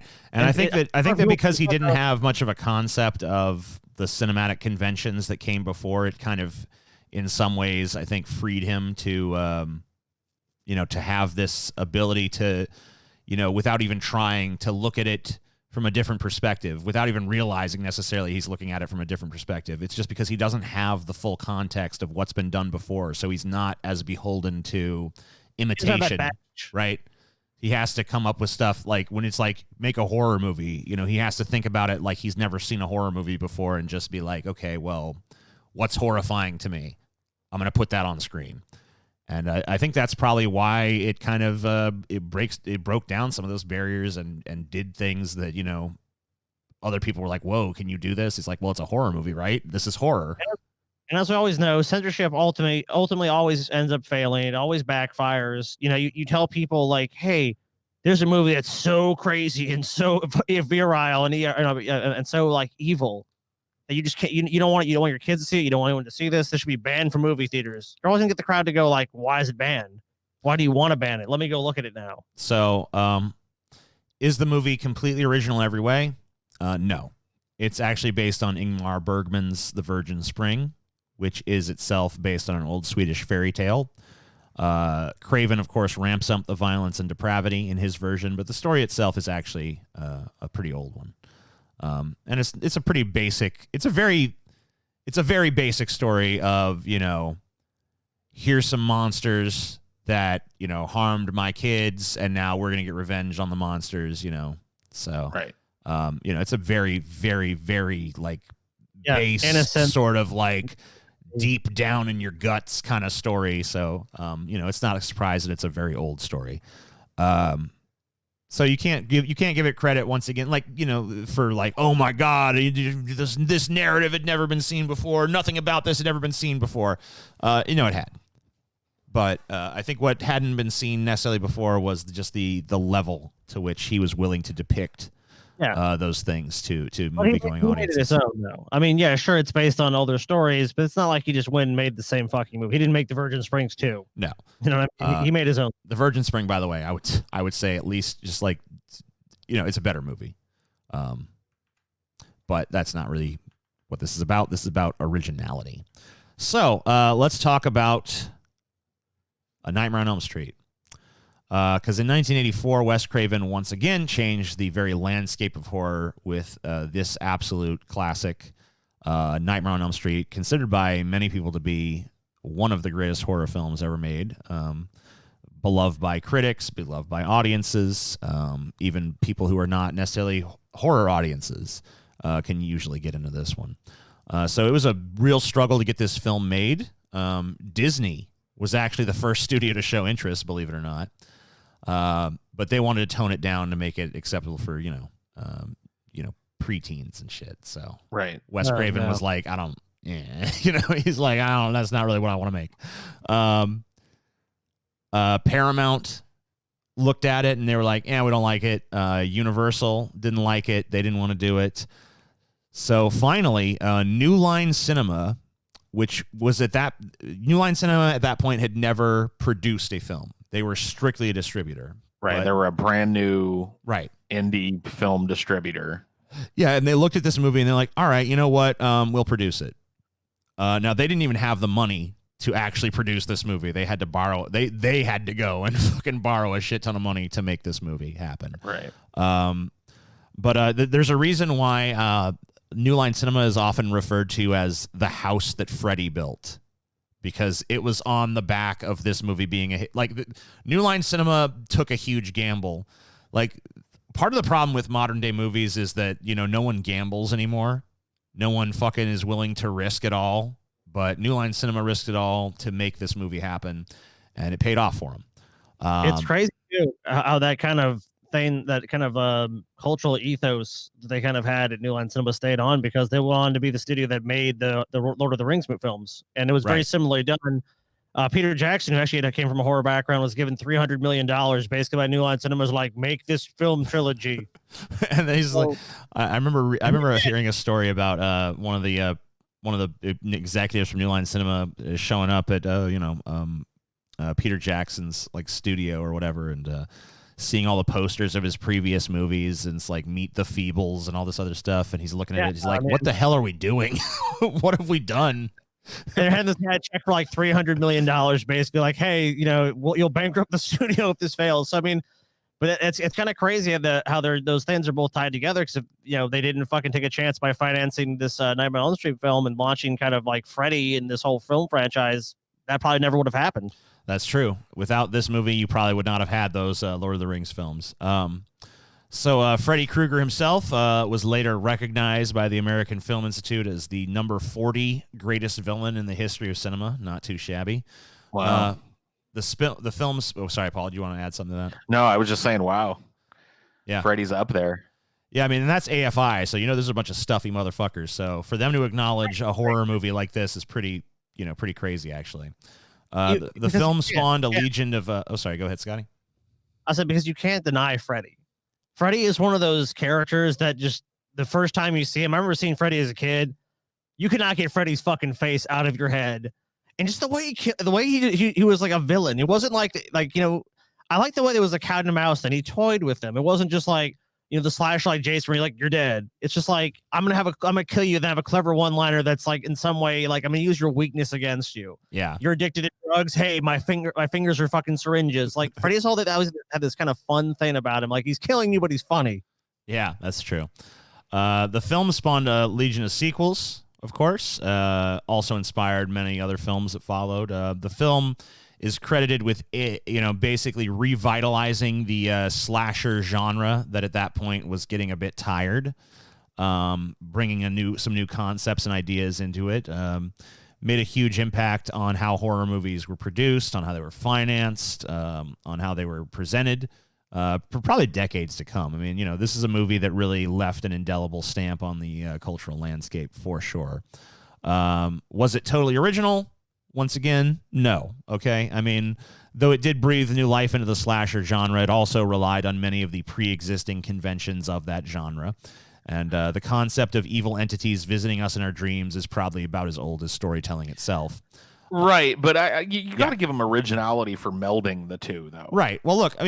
That's why when I'm doing this originality section, that's why I kind of open with this thing about how nothing is completely original, because I don't want to put it out there like, oh my God, none of this had ever been done in any capacity ever before. But go ahead. Sorry, I didn't mean to interrupt.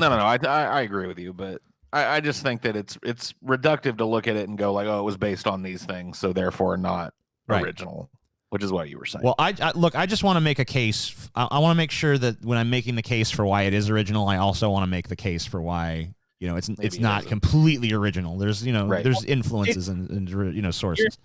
You're between a rock and a hard place, because if you don't acknowledge those things, then you have a bunch of people come to you and say, well, look, there was this film made, or this character is blah blah blah blah. Right. I think you got to put it out there, the fucking mitigating factors. But it seems nuanced enough to me. It's definitely a highly original film. It's not a film I can go point to. Oh, there's 10 other fucking films, and even if you do find a film that's like this, you're gonna say it's a ripoff of Freddy. Right. You're not gonna say it the other way around. And if you have that status, that says to me that you did it the best. So you're the most in that space. Oh, absolutely. I did want to get really briefly into what inspired the Freddy, the Nightmare on Elm Street movies. It was actually, crazily enough, inspired by real life events that Craven was following in the news at the time. The way Wes describes it, he came up with the idea for A Nightmare on Elm Street after reading an LA Times article about a family that had survived the killing fields in Cambodia. They made it to the United States, but a young boy in the family still found himself haunted by terrible nightmares while he slept. So this is an excerpt from Craven talking about this story. He said, he told his parents he was afraid that if he slept, the thing chasing him would get him. So he tried to stay awake for days at a time. When he finally fell asleep, his parents thought the crisis was over. Then they heard screams in the middle of the night. By the time they got to him, he was dead. He died in the middle of a nightmare. He was a youngster having a vision of horror that everyone older was denying. That became the central line of Nightmare on Elm Street. So, pretty crazy origin story. That is pretty interesting. But I mean, look, it's an idea that was so original in my mind that it really hasn't been aped. Like, nobody even wants to touch it. Right. Whereas these other, like Jason, how many times has there been a Jason ripoff? A guy with a mask that shows up and stabs you, Right. But I mean, it seems like, unless I'm missing some, it seems like the crazy dude that stalks you and kills you in your dreams, people seem to be like, we can't do that. It's such an original concept that it's like kind of like Groundhog Day, where if you do steal from it, it's really noticeable. You know what I mean? Like, right. They did that. You're just going to be called out immediately as having made a Groundhog Day movie. Like Happy Death Day, of course, got called out big time for doing that. It's like it's a concept that's like this unique and original. You can't really even steal it because it's just too obvious that you stole it. Well, no. The point I was going to make was that even when they did a remake, it's like straight up like, this is like a retelling of this. It was like, no, sorry, get the fuck out of here. And and look at the horror franchise, like, and franchises especially, like, they don't mind getting driven, they don't mind getting hooked, they don't mind being cornered. All those things even accounted for, it was like, didn't matter. This is just something that it's like Back to the Future. Like, I think people would want to touch it, but it's when you think about touching it, it's like, it just doesn't make sense. It just works so well as it was. And at a time when we're doing a million fucking reboots and remakes, it's just still something that stands alone where they haven't really touched it yet. They haven't really come for it. And Wes Craven's dead. They probably could do another Freddy at this point.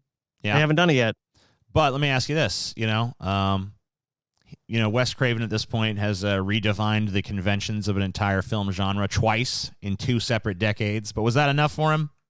Hell no. He had to do it again. Decided to go 3 for 3 with Scream. It's difficult to really emphasize just how dead the horror genre was when Scream was made. Basically, all of the tried and true 80s, icons, Freddy, Jason, Michael Myers, all those other 80s, like, staple franchises were no longer seeing returns. They'd all kind of run their course. They were no longer doing big box office, and nothing had really risen up to take their place. Then came Wes Craven's Scream, which was basically a deconstruction of the slasher genre with this meta self-awareness, a clever script that lampooned every element of horror while still delivering on the conventions that the genre fans loved. It was kind of this perfect balancing act, and it was rewarded with massive box office success. It can be argued that ultimately the film itself had no lasting impact in terms of how it affected the future entries into the horror genre. There were some sequels that kind of aped the tone, like I Know What You Did Last Summer, Final Destination, The Faculty. But, this meta-analytical horror, that was never going to be a long-lived... Like, you can't meta-analyze the previous, entries into the horror genre forever. You got to fucking move on to something new. But what it did do was it brought horror back to life at the box office. It said there's still a demand for this stuff. People are still interested. It's just a matter of coming up with some new ideas. Now, horror ultimately went in a very different direction with kind of like the torture porn movies, like the Saw movies, and then now it's more like these weird, whatever the fuck the Conjuring movies are. That seems to be what's popular now. But this definitely breathed a lot of fucking new life into the horror genre and showed that there was still a huge demand for it in a time when horror movies were not doing box office and a lot of studios weren't willing to greenlight them anymore. Well, it came around in a time too where it re-involved kids in the horror genre. Right. Kids had kind of like in the 90s started to abandon the horror genre of movies in favor of other things, and it took a bunch of these like teen heartthrobs and found a way to interestingly throw them together into a slickly made kind of murder mystery movie. Right. It was just a smart move. It's just another smart cultural move. Right. Absolutely. From this guy. Was the movie entirely original? No. Well, no, because the meta-analytical eye that was looking back at it was the meta-analysis that was kind of the original element here, because everything else was by its nature derivative, because it was lampooning elements of all these 80s slasher movies that had been shot, and it was kind of making a movie for the generation that had grown up with those movies. And really, this was kind of like, I think, not really I don't want to say a palate cleanser, but it was kind of like it put a neat little bow on the movies that were made in the 80s and late 70s. Like, audience's age. Yeah.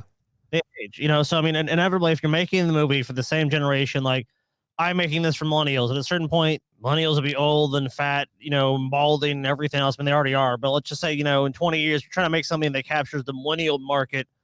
You're behind the curve. So, right. you have to reinvigorate things. You have to come with a fresh approach. And it doesn't have to be the most original approach in history, but that's what this did. This got it back in the cultural zeitgeist for young people to actually be interested. And that's really what you need. You need those socially motivated people who are the ones going to go out and talk to their friends, recommend it to people, especially back before social media was big. This wasn't a time where you was like, I'm going to tweet, I love Scream. This is something you had to hear about from other people. Like, it's a really good movie. Check this movie out. And I can remember, like, I was 16 when this movie came out. So I was right in, you know what I mean? You were probably basically like the target age for this movie, honestly. Yeah. And I remember everybody was talking about it. Like, all my friends had gone to see it or known somebody who had seen it, and people were saying it was, there was a huge push behind it with kids. So, you know what I mean? It really did. It was a smart movie for that, because you can watch it now and not really know that, I guess. Yeah. But it really was just kind of like a soap opera for teenage kids. Yeah, and I think it works as a comedy. It works as horror. That's one of the most difficult balancing acts you could ever fucking imagine. If you need an example of that, just look at how many times people have attempted to blend comedy and horror and failed miserably. Sure. But Wes Craven I think Wes Craven had just the right sensibilities and just the right amount of restraint and just the right amount of intelligence to really recognize how you had to do this movie to make it work. I think he was pretty much the only guy who could have directed this, honestly. Right. Didn't answer the one question movie asked, though, TJ. Well, they asked a lot of questions, but what's your favorite scary movie? Not this one. I just, that was a big part of the marketing of that film, was they had the phone call. Yeah. That was the thing we didn't really touch on, but that really sold the movie. This movie had not this movie, but Scream had a great fucking the opening. Look, the whole opening scene of Scream is really fucking dynamite great. But anyway, we got to move on. This is John Carpenter, of course. So it may or may not surprise you to learn that John Carpenter had more flops than he did hits.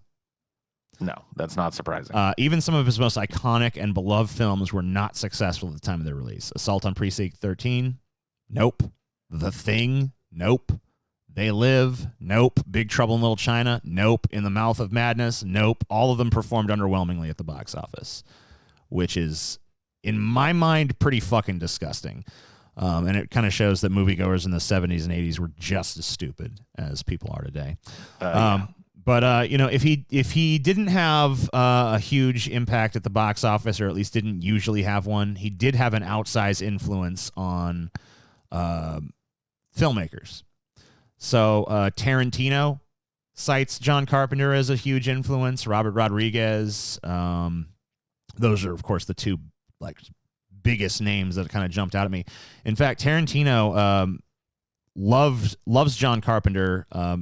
Actually thinks very little of Wes Craven, I think, because you know, one of the people who was not a fan of Scream was Tarantino, who said that you know, he wished he directed it because he felt like Wes Craven was like the shackle on the leg of Scream that kept it from really popping off. Now, I don't really agree with that. I think that the restraint that Wes Craven showed was actually pretty appropriate for what Scream was supposed to be, but whatever. I guess it's worth noting Tarantino's opinion, him being such an influential filmmaker himself.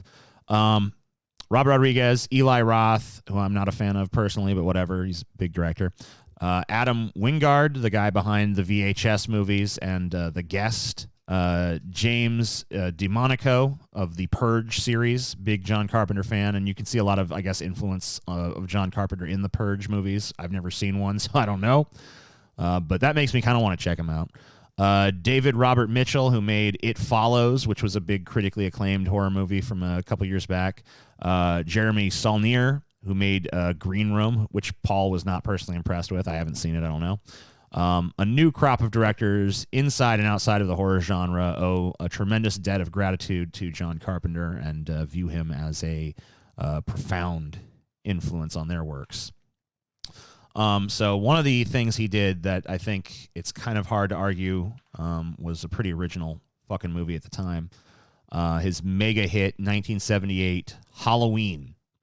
Now, Halloween is often credited with creating the entire slasher genre. So not many directors can lay claim to an entire genre. Probably the only other one I can think of is maybe George A. Romero.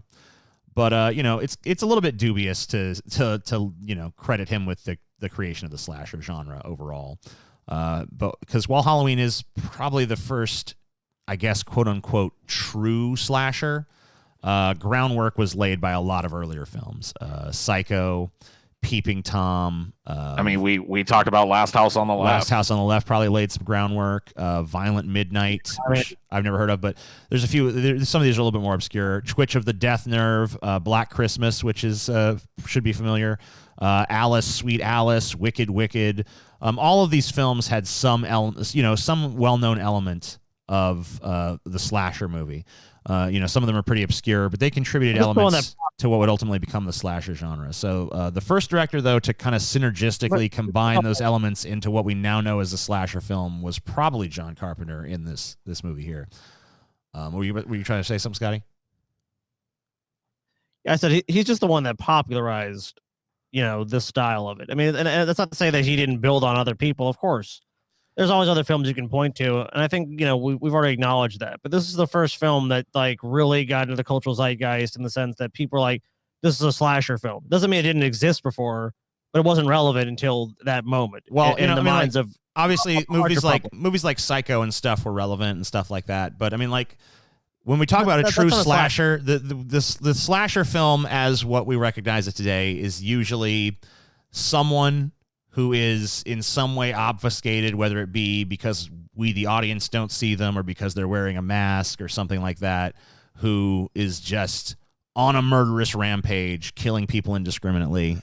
Their personality is basically they're kill crazy. Yeah. And they just want to kill as many people as possible. And of course, you know, Norman, a lot more character development compared to Michael Myers. That's a way more psychological movie. A little bit more sophisticated than just like, I'm evil, I kill, you know? Yeah. So Halloween at the time was the most successful independent film ever made. Made about $70 million on a $300,000 budget. Showing that you could get huge box office returns on a film with a shoestring budget. And this, of course, inspired a shit ton of low-budget horror movies to, it also successfully inspired Friday the 13th, inarguably, There's no fucking Jason Voorhees without Michael Myers. No, of course not. Flat out truth.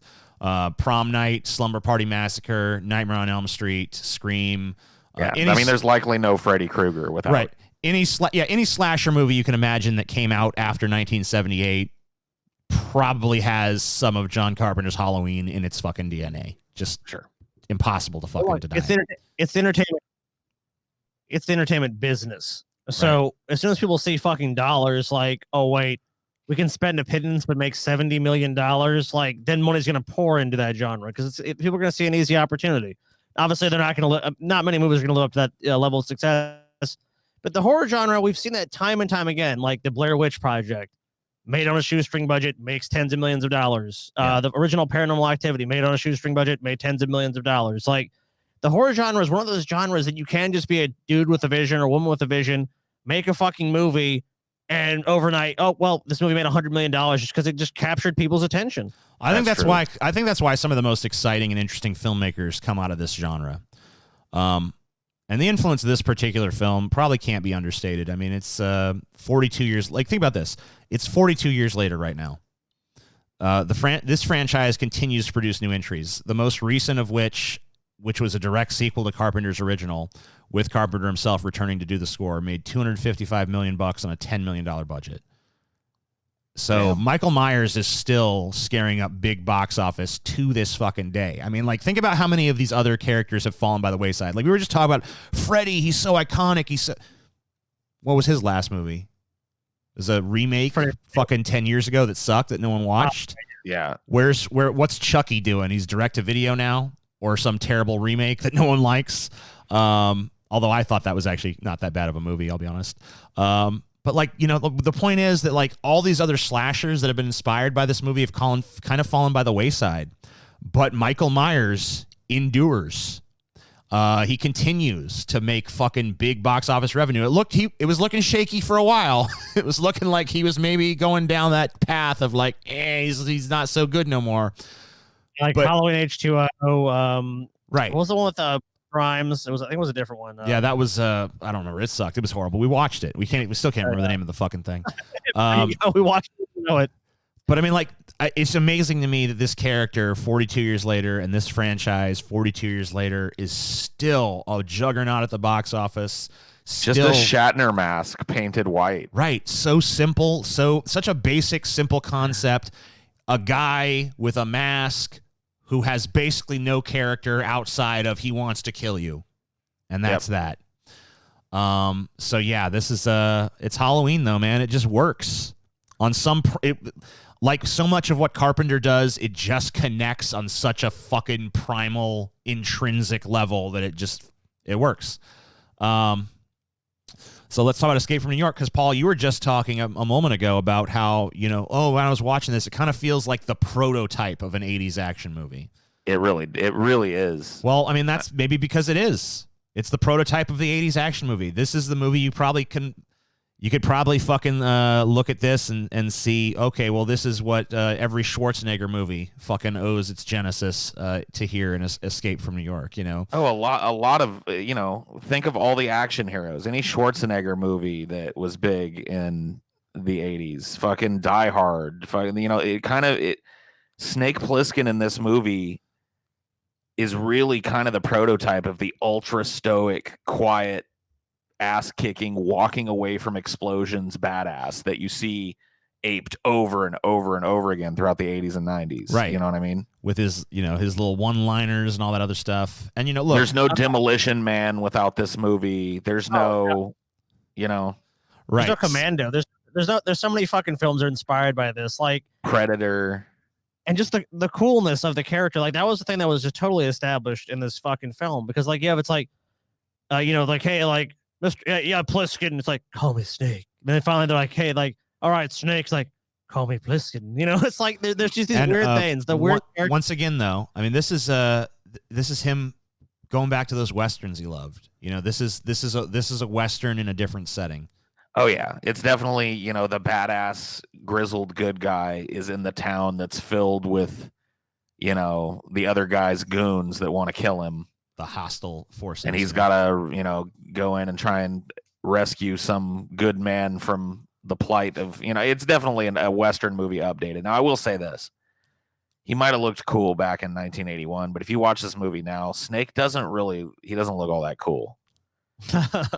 It's kind of dorky now, but you have to realize that this was the first time really like the movie that defined what cool was for these types of guys. So he's got this eye patch that's kind of, whatever. It could work. He's got a big feathery mullet. He's got like leather pants on and like, you know what I mean? He looks, it's kind of dorky by modern standards. I got the antagonist, the fucking like Duke of Manhattan, or whatever the fuck it is, played by Isaac Hayes. Like his ridiculous outfit. It's just dripping with 80s, the fucking, was it the chandeliers on his fucking limo as he rolls around? That was dope. I'd forgotten about the chandelier limo. But yeah, dude, the big bad guy in this has a fucking limousine that drives around, and it's literally got chandeliers on the outside of it, like hanging around it as it runs around. Yeah, that's pretty cool. One of the pimpest rides ever. But yeah, definitely a movie that, once again, but here we are, we're talking about these same two guys, and we keep bringing up, like, this kind of started a genre. Right. So, I mean, like, you can see why I felt like it was really... They really bear this whole comparison between Wes Craven and John Carpenter really bears a lot of fucking consideration, because I mean, like, there's just so many times when you can look at what they've done and be like, whoa, that really kind of started this off, that really kind of started that off, right. And like, once again, I don't want to overstate what they accomplish here. Like this movie, like I said, it does borrow a lot from old Westerns and stuff, and it uses the archetype of the Western action hero, but it puts it in a new context. And I think the 80s in particular owes a fucking large debt to this movie that was made in 1981 that I think laid down some of the blueprints for what the 80s action movie was going to be. I mean, the 90s too, though. Yeah, absolutely, because you can't have the 90s action movies without, the conventions of the 80s ones. But we got to move on because there's so much more to go through. This is The Thing. Scotty, I know that you probably want to talk about just how good this one is. So this is one of your favorite movies. Go ahead. Oh my god, dude! Grab this is a fucking. If you haven't seen this movie, this is one of those movies to me that it just sums up what the horror genre can do and why. And it's like, it's not done in the sense of like, okay, there's like this villain, there's this evil thing that's trying to get you, there's this boogeyman, like there is, but it's the element of body horror. It's the element of you don't know who to trust, and it gets so deep into human psychology and paranoia about how we feel about each other, and how when we're pushed to these circumstances that we never thought we would face or can imagine, how vulnerable we are ultimately. And and how we divide ourselves up, and how we basically, some groups fall to paranoia, some people just collapse inward, and you get to see all these different reactions, because each character does have a different reaction to what's going on. Like, some are like, all right, well, we got to figure it out, and some are just like, no, violence, can't trust anyone, might makes right, we gotta fucking kill everyone, gotta do everything. And there's just so many interesting things like that in the film. There's so many subtexts, so many questions. It's a film that when it finally ends, you're kind of like, I don't really, what happened was like, cause the end scene is just a great scene. I mean, I don't want to get into it too much, but there's so much strong element of ambiguity there. Yeah. Yeah. There's so much debate about, who, like, when is the thing present on the base? Yeah. When is it arrive? Where is he? Who is he? This movie is, of course, based on a 50s movie called The Thing from Another World, I believe. So this is one of the all-time great examples of the horror genre. I don't know if there's really a better film at creating an atmosphere of claustrophobia and mistrust. The monster itself, gotta be one of the greatest fucking monsters in movie history, right? If not the best. It's definitely up there on the list. The effects hold. The special effects in this movie not only hold up, but I think they actually look better than a lot of modern films for my eye. I can think of monsters that have, similar sort of, kind of patterns of the Thing. I think, Invasion of the Body Snatchers kind of familiar, similar with, like, there's aliens and they're replacing us with, identical. But the Thing works on so much more of a visceral kind of level than the Body Snatcher stuff. So obviously The Thing is a remake, like I said, of a 50s film called The Thing from Another World. The monster in that is kind of this weird plant-based, lumbering Frankenstein monster-esque kind of thing.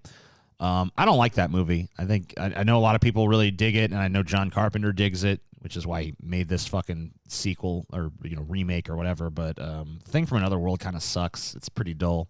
You might even call it insipid.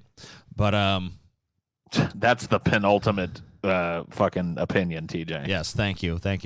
No problem. But no, I mean, I love this fucking movie. But it's unique in the sense that, like, if we're on that base, it's me, you, and Paul, and we know this is going on. At the same time, like, we're worried and concerned and like trying to figure out what to do. None of us trust each other because we're like, TJ's the fucking thing for sure, man. Like, I look at him, I know he's fucking been replaced by that thing. So it's like the enemy's out in the open, but it's not open. Right. It's kind of a unique thing. It's kind of a cognitive dissonance because you acknowledge that, like, yeah, obviously one of them is part of this fucking thing now. They're being taken over, but there's no way besides killing everyone to determine who. So Right. one of the things that this movie influenced for sure is They do actually, sorry. I said, well, I guess they actually do determine a method later on, but like I said, I don't want to reveal shit about them. Oh, right. Well, the one of the things this movie influenced was Tarantino's Hateful Eight. Kind of borrowed some from The Thing. Borrowed a lot of its atmosphere of confinement and mistrust and claustrophobia. And obviously, as I mentioned earlier, Tarantino influenced by Carpenter. I can't really think of too many other movies that this had a direct influence on. But this isn't just the influential category. This is the originality category, and it's kind of hard to think of another movie that really does what this movie does, because it's another example of, like, if someone else did this, you'd know it's a ripoff. You'd just be like, it's just ripping off The Thing. Right. And I mean, it's another idea that's not wholly original either. It's a whodunit. You know what I mean? Yeah. Which those had been around for years and years and years Absolutely. before The Thing. So let's talk about another movie that I think probably the last one we'll mention in this originality thing for John Carpenter, but I think it has to be discussed because I sat down and I'm like, okay, so like what other movies are like They Live? And I pretty much came to the I don't know. Poor Scotty's got a connection problem there. Uh-oh. But can you think of another movie, Paul? That's yeah. That's like They Live. There are other movies that are like They Live in certain ways. Sure. Like the one that comes to my mind is The Matrix. Right. The whole but that's The Matrix is about a dude Yeah. who comes by the knowledge that reality is not what it seems. You know what I mean? He's one of the only people that knows it, and everybody thinks he's crazy, and Right. he's pursued by the enemies and helped by the rebels, and you know what I mean? That It's a makes very, sense. it's this idea that there's a secret order or whatever the fuck that controls everything behind the scenes, Yeah. and then somebody stumbles upon it, was not originated with this movie. Right. So, So, what's a movie that predates it that has that concept? A movie that predates They Live. Well, when Right. was They Live? 88, I believe. Okay. Because I struggled, but maybe I mean, you might. I'm not saying that you're wrong. I'm just saying I struggled to come up with the example of like what is the movie that's kind of like They Live that predates They Live. What about? I mean, I know this might be a little bit of a stretch, but what about Rosemary's Baby? I can kind of see it a little bit. Yeah. Her life is just kind of orchestrated by the machinations of the Satan cult, Right, and she has and to then kind of she piece slowly it together. comes to realize that it's happening, but everybody thinks she's crazy, and she's gaslit by everybody around her. Yeah. So that I can see elements of that at play there, I guess. But I mean, it's a little bit of a stretch. I don't know that there's a movie that's overtly about a character who discovers that the nature of the world is not what it seems, and then they have to now find themselves in a struggle against a system that they didn't even know was in place. In this case, it being aliens. I guess you can kind of go back Soylent Green. I mean, that's true. Soylent Green, that might be an example. That's definitely an example. I guess you could go back to Invasion of the Body Snatchers to some extent. Yeah. which have obviously, that kind of influenced Carpenter more than once, I'm sure. But man, I don't know. This movie, it does seem like it's got a pretty original fucking spin on the fucking concept. So I thought it was worth at least discussing. I don't think it's quite. I'm here to kick ass and chew gum, and I'm all out of gum. Now, that particular line cannot be credited to John Carpenter. That was a Roddy Piper original right there. Right. He made a big part of this movie work, and we saw that when we watched Hell Comes to Frogtown. Just totally underrated in his performances. I mean, over the top for sure, but I really wish Roddy Piper had been in more movies, honestly. What's that? I don't know. Did somebody get cut off? I think Scotty might have got cut off a little. Oh, okay. I don't know. I think maybe connection lag or something. Yeah. You might want to get like a enhancer up there or something, like a signal booster. Get a male potency enhancer up there. Yeah. Enhance. Now I'm just gonna do the thing they do in the movies when they're looking at an image. Enhance. Scroll left. E3. Enhance. Enhance. Enhance. Yeah, that's the killer. All right, it's time. It's time to decide. Get some. Whoa, Scotty. Whoa, Scotty's having you're trouble. You're fucking up. You're fucking up, Scotty. Yeah, Scotty's. Fuck you, TJ. Scotty's internet sucks. It's a fucking hard one, man. The other ones, in my mind, easy. Hey, Scotty. Hold on. We might want to pause for a minute. Can you hear me? I'm going to stop this for a minute. What? Yeah. All right, cool. All right. We're back after a little technical delay there. Another TJ error. Yeah, it was all my fault. And now it's time to appraise the originality of these two guys. This is a tough one. This is a real fucking kicker right here. Yeah, I mean, I think of all the ball-busting questions you put before us today, this is the real kick in the nuts right here. Yeah, I mean, like the other two, I mean, both these were hard, and it doesn't, I mean, when you look at the score and you see that it's pretty much been unanimous for Carpenter thus far, it doesn't seem like it's been as hard of a decision as it has been, but it's definitely been tough. Originality, this one to me is the hardest one yet, because here's the deal. When it comes to just raw, like, and both these guys hugely influential. I mean, obviously, some of the stuff John Carpenter did that was original didn't have as much of a lasting and lingering influential effect, I think. Whereas some of the stuff that Wes Craven did, a lot of it really reshaped the landscape in big ways. Now, that's not to say John Carpenter never did that, because he clearly did.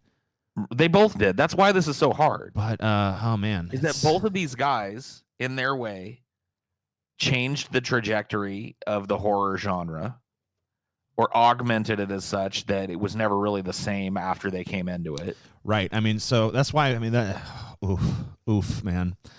So one of the things that's so impressive about Wes Craven is the fact that he did it.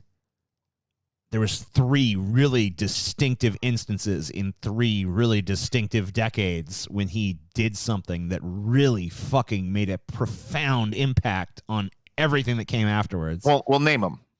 Last House on the Left. Right. Which we can credit with hugely opening the doors for like shock cinema in general and just creative freedom in general. Right, and like really opening the doors of creative freedom for filmmakers, not just in the horror genre, but across the fucking board. I think that movie, it really cannot be understated, the fucking impact of that film. Then, Nightmare on Elm Street, revitalizing the slasher genre, creating sort of a new archetype for what a horror movie could be. And then doing it again. And then bringing horror itself in the early 90s just almost dead as a genre. Almost, I think, went the way of the Western, where it's like this genre just doesn't work anymore. I mean, it was definitely lacking. Right. And then there was studios were not greenlighting horror. It was just not happening for the genre itself. And here comes Wes Craven once again to just, to create something that totally resonates with the time, but acknowledges everything that came before it in such a way as to like cement the veneration of the films that had preceded it, but also say like now we're moving forward. Well, I think your own words and twist them against you, as you said earlier on, talk about Carpenter. Without Halloween, there is no Freddy Krueger. Right, but then again, maybe without Last House on the Left, there's no Halloween. So I mean, it's tough to say. It is tough to say. I mean, like, it's kind of like what came first, the chicken or the egg. Right. We're kind of stuck in that debate. I don't think there's any way to prove that, so I don't think necessarily that should be the main qualifying factor. Right. I think that probably the thing that's the biggest homage to originality is how many people try to copy that. How many people go after that? How many other filmmakers see that? And they've obviously, both these guys have inspired a lot of filmmakers. Well, I think another tribute to originality, though, too, as we discussed a little bit earlier, is that inimitability.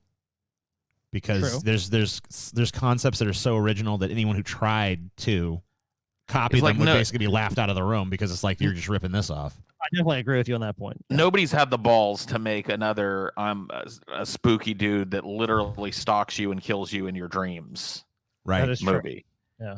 Yeah. I mean, there might have been some really schlocky, shitty ripoffs, but as far as like main studio movies, nobody's really ripped off A Nightmare on Elm Street. Right. Because you couldn't do it. Because if the second you did it, people would immediately recognize it for exactly what it is. That, to me, is something that is at least is a hallmark of originality. Right. Absolutely. For sure. It's like Kubrick. It's like nobody's made a movie like The Shining. Right. You know what I mean? Nobody's tried to ape or remake, directly any of Kubrick's movies. Yeah. You know what I mean? You'd just be an idiot. You'd be a fucking moron to try. But we're not talking about Kubrick. We're talking about Wes Craven and John Carpenter. So I'm just saying that that puts him in at least the company of guys like that. Absolutely. Fuck, man. I got to give. You know what, dude? I'm ready to call it. All right, I've got to give a slight edge to Wes Craven on this one. And here's why. He seems to have been an earlier influence in a lot of these genres. There's no denying that Last House on the Left unlocked the slasher genre. It unlocked so many things. I mean, like, and it came from such an arguably original place, because he's this dude that doesn't have this encyclopedic knowledge of film. At least not at that point. Right. Yeah. So he's coming at it from the perspective of a dude that's literally seen nothing but Disney movies. You know what I mean? Right. I mean, he'd probably seen some other films by the time he got to that point. I'm just talking about in his childhood. Though. Right. But that's what he was weaned on. So he doesn't have the reverence and he doesn't have the encyclopedic knowledge that these other dudes have. More importantly, he's not leaning back on, established convention at that point. It's almost like he's being original by accident, but it's still just completely original in a lot of ways that, and it unlocked a lot of the shit that we're talking about here. Right. I mean, like, the slasher genre, horror in general, was a different thing after this movie came out, and it went a different trajectory for the next decade or two. Here's the thing. Here's where I'm torn on this. I think John Carpenter overall is the more original filmmaker, but I think that Wes Craven's instances of originality had much more of a profound impact. And I wonder, how do I, quantify those differences and make a decision. Right, exactly. I guess that ultimately I gotta go with the logic Paul's spewing. I think Wes Craven has to edge this one out a little bit. I mean, it's not an easy one, but it's the most difficult one. If you're gonna hold my feet to the fire, that's who I'm picking. I think that I am inclined to agree with that. Although I will do it with the huge caveat that I think that John Carpenter had more original films. So it's kind of maybe a little bit of a slap in his face. But at the same time, the instances that Wes Craven, the influence is just too tremendous. I got to go with it. Wes Craven made a lot of films that are arguably derivative. When we look at Last House on the Left, though, the impact it had, the cultural impact, I just don't see that. I mean, as I like John Carpenter, probably overall more as a filmmaker, I agree with TJ on that point. But if we're judging based on what did this do to the history of cinema, how did the cultural reaction, really respond? And you have to go back to Last House on the Left. And I mean, it's painful for me, but I have to agree. I have to give an edge to Craven. Damn. I just truly think that he changed the landscape a little bit more. I think John Carpenter definitely did a lot of things that are great, profound films to me, which are better films than a lot of what Craven did. But you can't deny that. You can't deny that ultimately, if there wasn't Last House on the Left, maybe there wouldn't have been a Halloween, because that's something that could have been pointed to. Like, these films don't do shit. No one cares about them. What about Last House on the Left? Oh, maybe we'll finance this movie. Maybe this is something to this. Like, you have to have those examples that you break that mold, you break out of that box, you get people's attention. And that movie did that. And John Carpenter, to his credit, I mean, he's made a lot of films that people in the film community discuss endlessly, but I can't think of any that really had the reaction that Last House on the Left got. Right. So I think that we can give our win comfortably there to Wes Craven. I mean, well, uncomfortably, but still comfortably, if you know what I mean. So as far as scare factor goes, I think we've discussed enough that we can kind of just freeform this one. Let's just ask ourselves, which one of these dudes made scarier movies? Because we're talking about horror movies here. Tough. Who fucking delivered the biggest? Who delivered the biggest scares? Now, Wes Craven, almost exclusively a horror director. John Carpenter, a lot of work in the horror genre, but not as beholden to it as Craven was. So he kind of stepped out into the action genre a little more. So we can kind of discuss that. So like let's think about in terms of scary. I mean, like Last House on the Left, very scary for a lot of people, and in a very realistic way. It's not like you look at that movie as something like, this is not the boogeyman in your dreams or this or that. This is like, what if you're fucking what if you or your daughter or whatever is kidnapped by fucking psychos and tortured to death, Like visceral primal fear that you won't have, basically get into a situation and that you'll be toyed with, you'll be beaten, you'll be mutilated, you'll be raped, everything possible, the worst possible scenario you could ever imagine happening, but it's still within plausibility, because that is possible. It does happen to people. I mean, I was a child of the 80s, and I remember very clearly a conversation I had pretty young with my mom, like 7 or 8 probably. Right. Because I was really into horror movies when I was a kid. I still am. Yeah. And I asked her, I said, Mom, what's the scariest movie you ever saw? Just a kid question. And she gave me this movie, The Last House on the Left. She was like, you should never watch that movie. It just goes way too far. It was so hard to watch, and I'll never watch it again ever as long as I live. Right. And that just ensured that later on in life, as soon as I got the ability to get my hands on it, I was going to watch it. Right. Of course. Absolutely. That's how that works. But I mean, that was the brilliance of the movie, because that's really the effect it had on a lot of the people in the audience, but it maintained relevance because it was just this benchmark at the time. So what other, let's talk about some of the other scary movies Wes Craven's done. The Hills Have Eyes. A lot of people are way more reverent to this movie than I am, but it's okay. It's not a bad movie. It's not a great movie. It's almost kind of a more watered down Last House on the Left, if we're honest. What about the place that, people don't, I mean, I think we have to talk about Freddy, because, I mean, look. Right, of course. A lot of people are going to go to, like, in your own mind, in your own thoughts, you feel like at least a sense of like, hey, I know myself to a certain degree. I can find comfort. I can meditate. I can have that, but the simple act of that, you have to sleep. Everyone, I mean, it's just a fact. It's a biological fact. You must go to sleep. You must rest.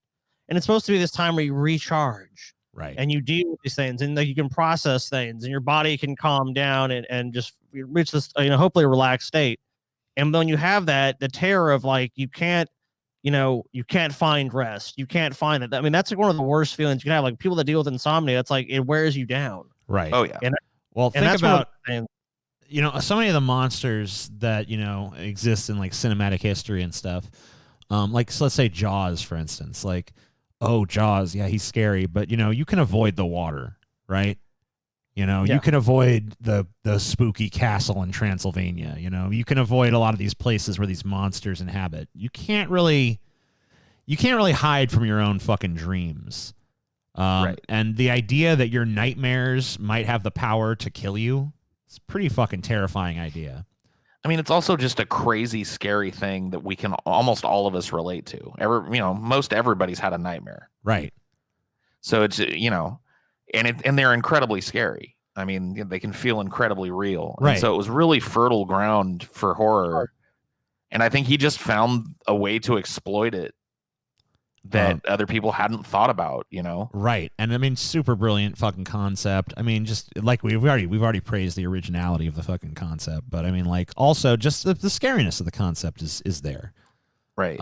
So, you know, sorry, what's that? I suffered from growing up, I suffered from night terrors. Night terrors, yeah. Which are just these prolonged episodes of like you like in a dreamlike state, or like where you're dreaming and like you just feel like the one I always remember, because I had them a lot when I was a kid, was like our family went on a vacation and we stayed at this hotel, and over like the air vents there was these orange blocks, and I remember it's almost like a horror movie.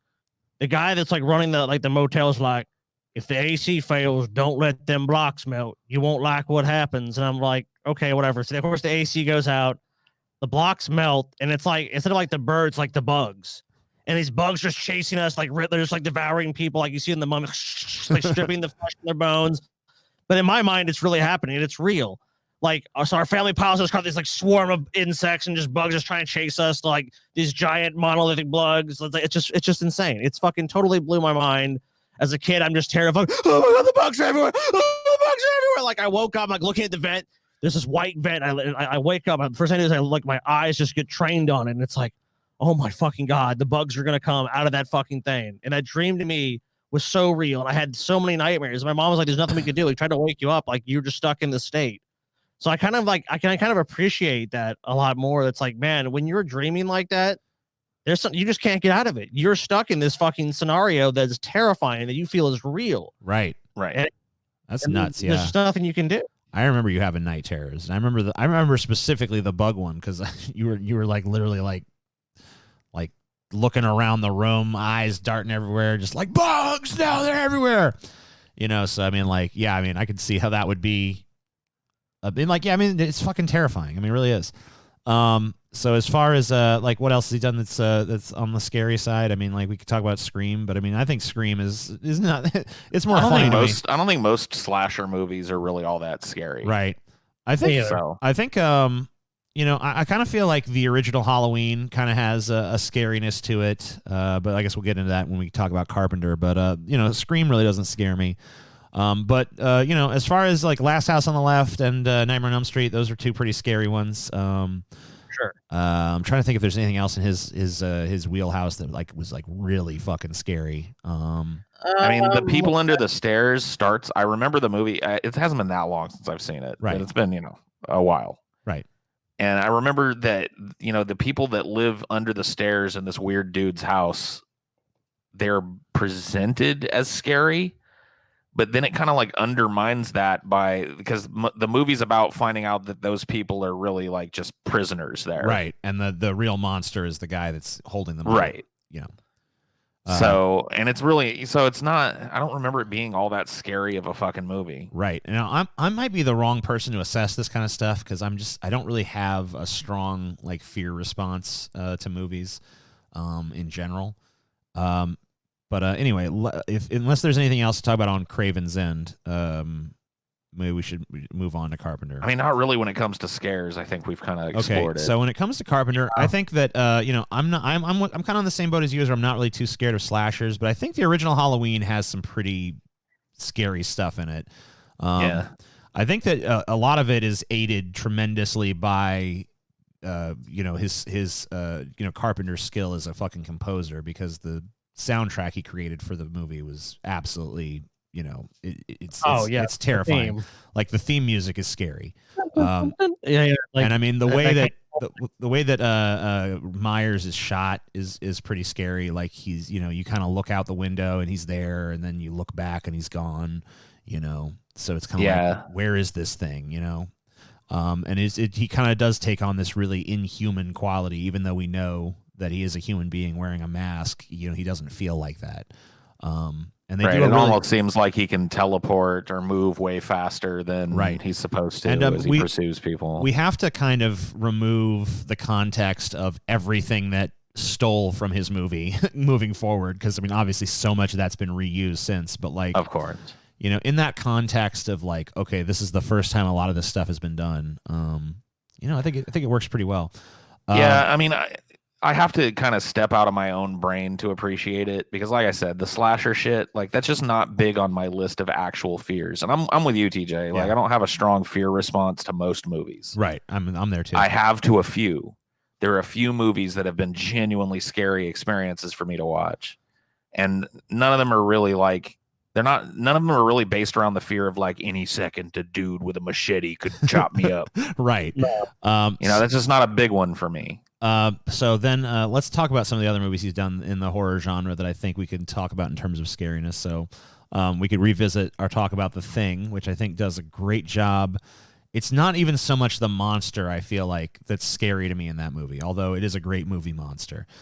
But like this atmosphere of just complete and utter isolation, paranoia, no help is coming. Like that to me is what's fucking scary about that movie.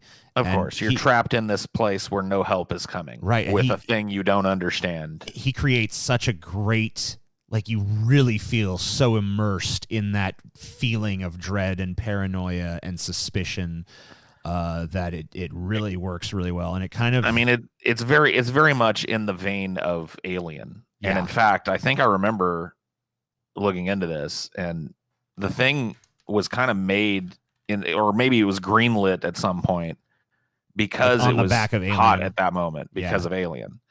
Like this alien being kind of movie. You know what I mean? So it definitely like it was derivative of things that had come before it. But as far as like an actually scary movie, I mean, yeah, I think it's a stronger example of a movie that I find to be actually disturbing or scary, right? Than anything from Wes Craven's list. So let me talk about In the Mouth of Madness. Oh, Sky, I'm sorry, I didn't mean to cut you off. Go ahead. It's also the veneer of civilization. It's the veneer of when we have things figured out, this all works and everyone's fine, and we can there's enough social cohesiveness to work, and then we see that peeled back. We see that peeled away. We see that we no longer have that anymore. Right. It reminds me of Night of the Living Dead, like the original. Right. Where it's like, the real horror in that movie is not the zombies. It is how quickly people turn on each other when shit gets desperate. I mean, that's really the horror. And that's absolutely, I think, what's at the core of The Thing as well. I think the truth of that, not necessarily being like, well, it's not that these characters are evil or these horrible agents. It's just the fact that in desperation there's nothing else they can turn to. Right.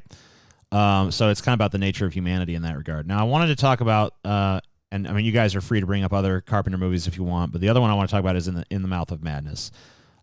So after watching that movie, I walked outside and I was smoking a cigarette and I was literally just looking at the world around me and I was like, what if this is all a lie? Like what if I'm a fictional character in someone else's fucking story and this is just a setup for some nightmare scenario? Like TJ, do you read Sutter Kane? Maybe I should. No, but it really did kind of like, I've watched a bunch of movies that tried to pull that whole like, what is reality thing, and it never really got to me on any level. But that movie, like, I really kind of walked around for a while afterwards, like, dubious of just the reality under my feet and around me. And it really kind of undermined like my grasp on like, the firmness and the settled nature of what reality is. And that was, maybe not overtly terrifying, but it definitely got into my head in a way that I don't know that, some of the other movies have. It's probably to me the most, I don't know. Yeah, I think that one definitely fucking did something to me. I've never seen The Fog. I don't know if that has anything that's actually scary in it. And then a lot of other movies that Carpenter's done have not really been in the horror genre. I guess he did Village of the Damned, which is a remake of a movie from the 50s. Not particularly a great movie on his part. Vampires, I thought was pretty boring. Ghost of Mars, we'll get to Ghost of Mars. Yeah.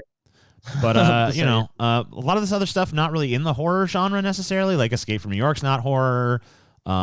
I guess Christine is horror, but it's more like fun horror. It's not, you're not really scared of the fucking car. It's not a particularly scary movie the way it's made. I think you could make a Christine movie that was scarier than what he made. You probably could. I don't think he was going for terror No. at that. I think he was having some fun.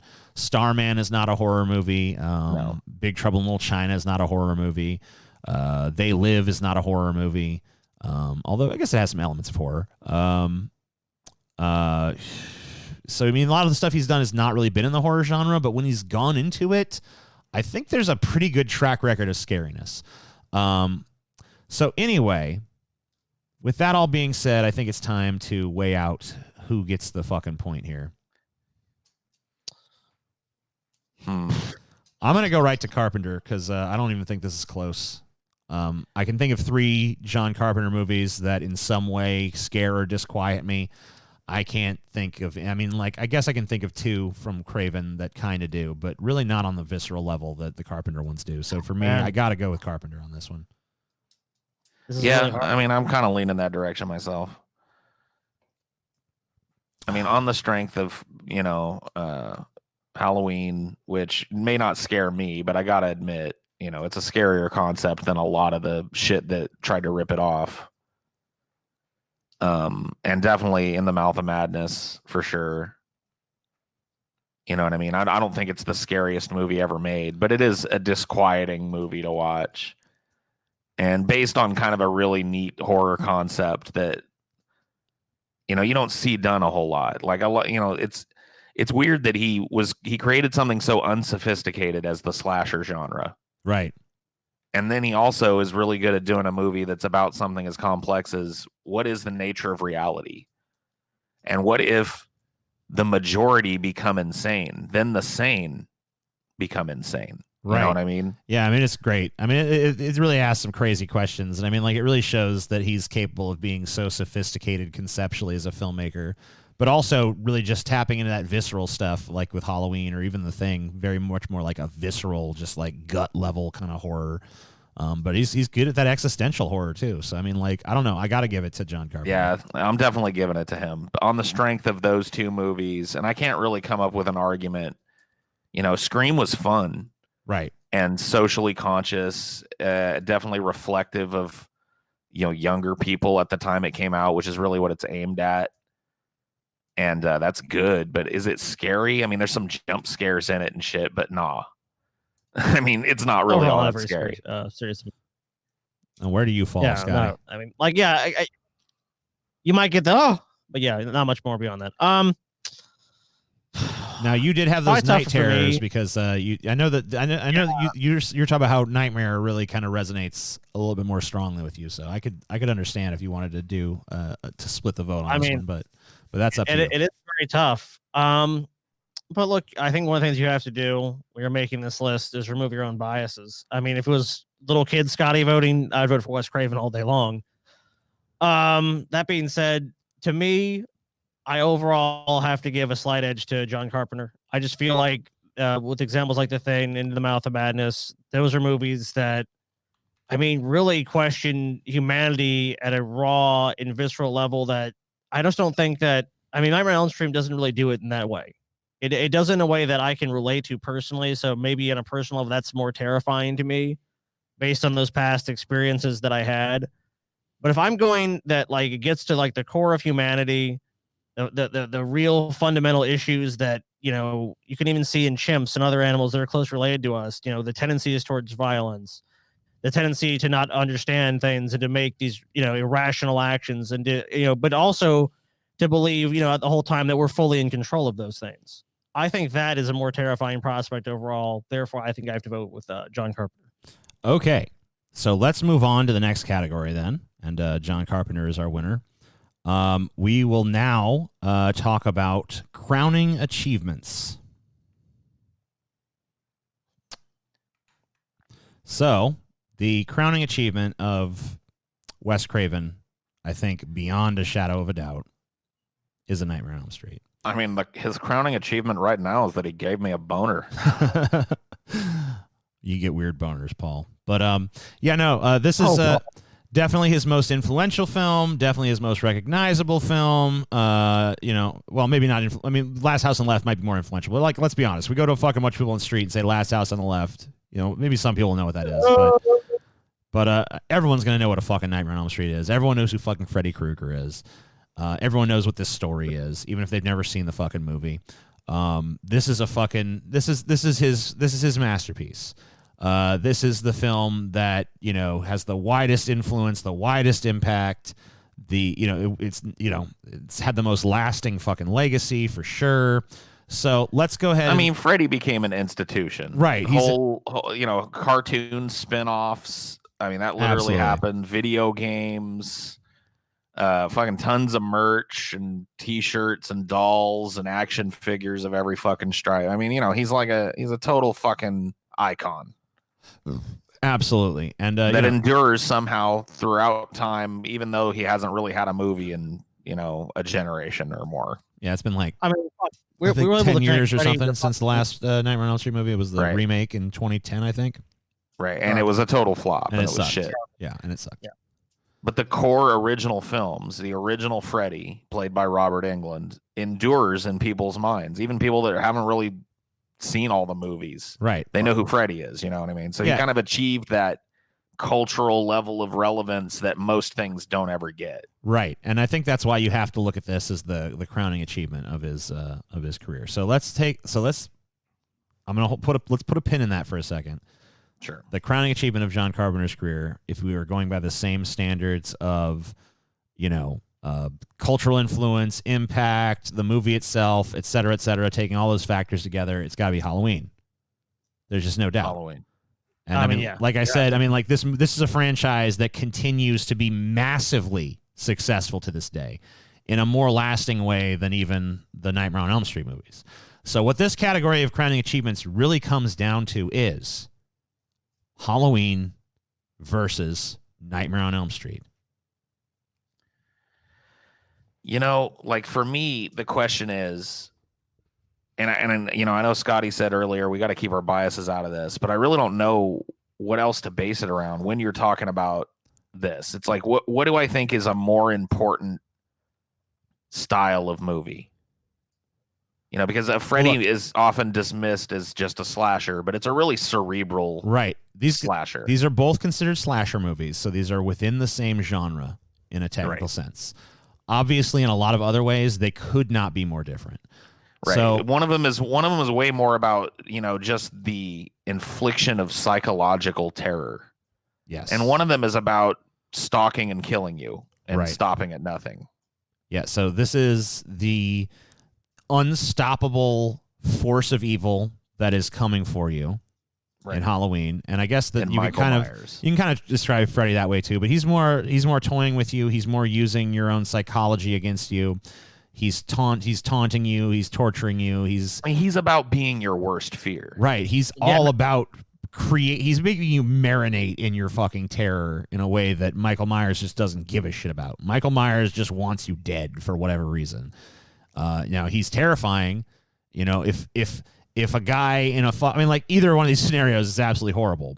But if you're sitting at home alone, and a fucking dude with a goddamn crazy Halloween mask bursts through your fucking door with a knife and starts chasing you, you're gonna be fucking scared shitless. Everybody's gonna be scared. Obviously, any normal person is gonna be scared at that moment. But that's likely not your personal worst fear. Right. But it is scary. But it's not necessarily tailored to you or anything. It's just a general, this is anything. Michael Myers is like facing your own mortality. It's something that you have to do. You're going to live, you're going to die. But in that moment, it's like, it's like, that's more like this adrenaline rush. Like, oh my God, this is like fight or flight. This is like, you have to survive. Freddy is like that in a sense, but it's also in the sense of it's like torturous. It's psychological. It's like, yeah, I could just kill you whenever I want to. Michael Myers in the credits of Halloween is not credited as Michael Myers. He is credited as the Shape. Because that's what he is. He's a blank slate. You can see it, look at his face. It's stark white. There's no really distinctive feature to it. He is just this blank slate of murder. Right. There's nothing to him. He's just an unstoppable murder engine that just wants to kill you. And there's the simplicity of that is striking and visceral and it gets you in the guts. Freddy Krueger could not be more opposite. He is a character. He has a personality. He has a distinctive like set of attributes as a character. He has a sense of humor. You know, he's just as evil and he will just as kill you. But he has conversations with his victims and shit. There's more of an interplay with him. There's he's still not going to fucking spare your life. You're not going to convince Freddy Krueger to like be merciful to you or something. He doesn't care about that at all. But maybe he'll toy with you and delay things with you so you feel like maybe I can, maybe there is some out, and it's like there is no out. The room melts around you. Right. I mean, he definitely enjoys the hunt. He's not about the end kill as much as he is about making you as afraid as possible, finding out what it is your deepest, darkest fear is, and becoming that every night when you go to sleep, and chasing you through, you know, and just driving you insane, basically. Right. And making you afraid to even go to sleep, and you know, all this other stuff. You know, so there's we have two very distinctive antagonists in these movies that are very different approaches to you know, a character. And I mean, like, you almost can't even call Michael Myers a character so much as a force of nature and a force of you know, John Carpenter's conception of evil. Right. So there's, you know, and I'm not saying either one of those approaches to the villains in these movies is wrong. I think they're both the right approach for the kind of movies they are. You know, it's really tough to, I mean, like, look, so many movies aped Halloween. I don't think quite as many have aped Nightmare on Elm Street, but it's because it's so original that it's hard to even, like, you know, it's hard to even ape it. I mean, I gotta say, I'm giving it to fucking to Freddy. He just has the edge in my mind, and I don't know how to remove my biases from it, because these were both culture. You know, they got the same list of attributes. They were both culturally very important, right? Both widely adored by fans of the genre. Both incredibly, you know, characters that came back and back and back again, and that are still recognizable today, despite the fact that there maybe hasn't been a movie for a while. If I was to sit down on any night and be asked, like, hey, let's watch Nightmare on Elm Street, or maybe we watch Halloween, what movie am I going to be watching? I think probably it's going to be dependent on my mood, but 9 times out of 10, I'm probably going to want to watch Nightmare on Elm Street. And that's where it comes down to for me. I'll say this. When I spoke about bias, I wasn't really setting it as a standard. I was setting it as something more to be aware of when you're making these decisions. Of course, your own personal bias is going to come into play. But I mean, like, I don't know what say, like, what's the best movie, The Thing or Nightmare on Elm Street? Of course, I'm gonna pick The Thing. Right. But that being said, to me, and it's very tough, but I have to agree with you guys. I have to agree, like, in the sense that, like, if I'm going to be forced to watch a movie, I'm going to be forced to, like, what is a worse hell for me? Is the hell that I live in a house and every night it's like this masked man comes in? Because in my mind, that's something eventually that, like, well, maybe you can't get used to it. You can steel yourself to, like, you know, it's like if it's a fucking Greek punishment, you know, you've blasphemed against the god. Well, and it's over pretty quick too, if you think about it too. Yeah. Like, it's like, you know, dude busts in with a machete, you go, what the fuck? And he chops you up, and yeah, it sucks, but you're dead. Yeah, you're dead then. Whereas with Freddy, you're literally haunted every night in your dreams by your worst fucking fear. Right. You know, and if he kills you there, he can kill you in real life. But I mean, like, at the end of the day, like, for me, it just comes down to the fact that I would rather watch Nightmare on Elm Street than Halloween. I just think it's a better overall movie. Yeah. And, you know, that's just where I'm at. You know, and I feel like so many of the other things that you could look at in a sort of objective or close to objective way as you can is just like, okay, well, both culturally relevant, both lasting impact, blah, blah, blah, blah, down the line.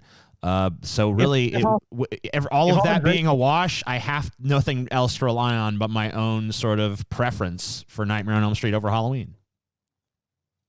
I mean, yeah, look, if you can say, show an analog, all these things are essentially equal in your mind. I mean, as much as I love John Carpenter, Halloween's not my favorite John Carpenter movie. comparing the two crown achievements, it has to be, in my mind, A Nightmare on Elm Street all day long. Right. So let me make it clear. There are John Carpenter movies that I like better than A Nightmare on Elm Street, but if I'm honest about what his crowning achievement is in a fucking, well-rounded sense, it's got to be Halloween. It just has to be. I tried to make a case in my mind for like, oh, it's actually, They Live. It's like, well, it's not. It's not They Live. It's fucking Halloween. It's a film genre. Not genre. It's a film series. They're still making films. They're still doing big box office. People are still talking about it. It's, people that, were born generations after the film even came out, know about it, are terrified of it, still want to watch it, still kind of give it a pay. It really just still gets that kind of attention. That even though I love the thing, that's like more of like a film community discussion. It's not a fucking mainstream discussion. Right. Okay. So let's now look at the low point. And here's the most important thing to remember about this low point stuff. Because we're trying to assess which of these filmmakers is better, we have to give the benefit. We have to give the win to whoever has the least low point. Like whoever sank the least. Now, both of these guys, I think, are genius filmmakers. I'll put that out there. But let's be 100% honest. They have both done, things that are not so great. They've laid down some turds, Yeah. So let's look at their low points and let's figure out who sank the least low. Because that's the criteria here, is like whose low point was higher. It's kind of a weird thing to keep in mind, but yeah, whatever. So okay, this wins. Yeah, this wins. I mean, unless you can fucking pull like Pluto Nash out of your other hat, like John Carpenter revealed to be secret director of Pluto Nash. I don't know how this is not a fucking just a massacre. Hold on, let's be fair. So this is Vampire in Brooklyn. Let's be fucking fair. Let's be fair. Let's be fair. Fuck you. What? Don't put fucking Vampire in Brooklyn on the fucking screen and be like, let's be fair. Let's be fair, no Scotty. Good point. It's okay. I agree with your point, Scotty, but come on, we got to maintain. Okay, I know. You're right. You're probably right, but let's just fucking consider, okay? So Vampire in Brooklyn, 1995. 1995. Wes Craven. Here's a review. This is from the New York Times. Like so many Eddie Murphy misfires, Vampire in Brooklyn has no idea how to capitalize on the actor's immense appeal. The film was directed by the horror master Wes Craven, and it turns out to be an Eddie Murphy, Wes Craven movie that is not funny or scary. Now that's a nightmare. That's a pretty generously kind review, in my opinion. This movie is unwatchable. I know because I tried to give it a watch probably about 8-9 months ago. Because I just happened to come across it. I was like, okay, let's see if Vampire in Brooklyn is as bad as I remember. Not only was it as bad as I remember, it was worse. And oh my God, dude, I just had a brilliant fucking idea. Go ahead, Paul. We do which vampire movie is harder to watch a thon? Vampire in Brooklyn versus Vampire's Kiss, dude. Okay. We watch them and then we tear them apart. Okay, we can do that. Write it down. Sounds good. It sounds promising. All right, so what did Wes Craven have to say in his defense? Because I tried to pull a defense from both these guys. So here's Wes's defense of how Vampire in Brooklyn turned out. Mm-hmm. He said, that was kind of a screwed up thing because I wanted to work with a big star. I suppose it could have been better if it were a horror movie, but it wasn't. Eddie Murphy didn't want to be funny. He wanted to be serious, and he was very difficult. Okay. So he's basically saying, like, he's basically like blaming Eddie Murphy. He's like, Eddie Murphy fucked this up. This is Eddie Murphy's problem. It's Eddie Murphy's fault. I didn't do it. It was Eddie Murphy. Fuck him. He's difficult. He didn't want to do what I wanted him to do. I mean, he's being very diplomatic about it. Right. Yeah. But what if you read that quote, he's basically saying like, but I mean, he's not leaving the blame out. He was like, look, I wanted to work with a really big star. Right. So he wanted to advance his career by getting his name in the same ring as Eddie Murphy, who was white hot at the time. Right. Black hot. Yeah. Black hot. Yeah. Whoa, TJ. Look, a lot of talent involved in this. Angela Bassett, a good actress and all this, and Wes Craven, obviously a good director. Eddie Murphy, but it just this is so bad. I mean, it this really is is a bad movie. This is I can't. If you haven't, if you guys out there have not tried to watch this movie, this is unwatchable. Terrible. It's unfucking watchable. It doesn't know whether it wants to be a comedy or a horror, and it totally flops at both of those. It's like just indecipherably garbage movie. And Eddie Murphy as a vampire, okay, it's not there. Well, consider this. You essentially have a director that's saying, hey, Eddie Murphy, great comedic actor. I want him in my movie. I want to make a movie with him. I don't care what the script is. Let's make this movie. You have Eddie Murphy, who's had all the success that's going and doing a lot, like a lot of great comedians have done before and misfired. I need to be taken seriously. You can buy a studio that probably wants it to be funnier. You want to have these funny moments in the movie. Eddie Murphy is pretty much like, I being typecast as that. I don't want to be that anymore. Or I'm not going to do that. Let's try to make it not Eddie Murphy, not cooperative, the lead actor. And look, Eddie Murphy's such a big name. If Eddie Murphy doesn't want to do something, he ain't fucking doing it. Right. So you basically have this fucking Frankenstein movie with no clear vision, no cohesive sort of direction to it. And you just get is one of these films where it's like you could tell it was extensively reshot. You could tell that they just had to kind of, somehow Frankenstein the story together to have it work in some way, but it doesn't work at all. It's a movie made by committee with unwilling fucking participants and agents in it. So it's like it doesn't work. It's awful. Ghosts of Mars. Also awful, but not as awful. So listen to this review. This is from the New York Post.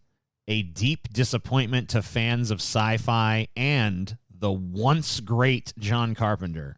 Oof. Ooh. That's a little harsh. Yeah, I think that's a little overly harsh. John Carpenter is great to this day. Fuck you, New York Post. I mean, like, come on. It's yeah. Well, it's a bad movie. Let's fucking put it in perspective here, Yeah, that quote sounds even more fucking ironic coming from the once great New York Post. So how did John defend this? Because I talked about. Well, let's talk about this movie first of all, because we talked about Vampire in Brooklyn a little bit before we got to the defense. But this is okay.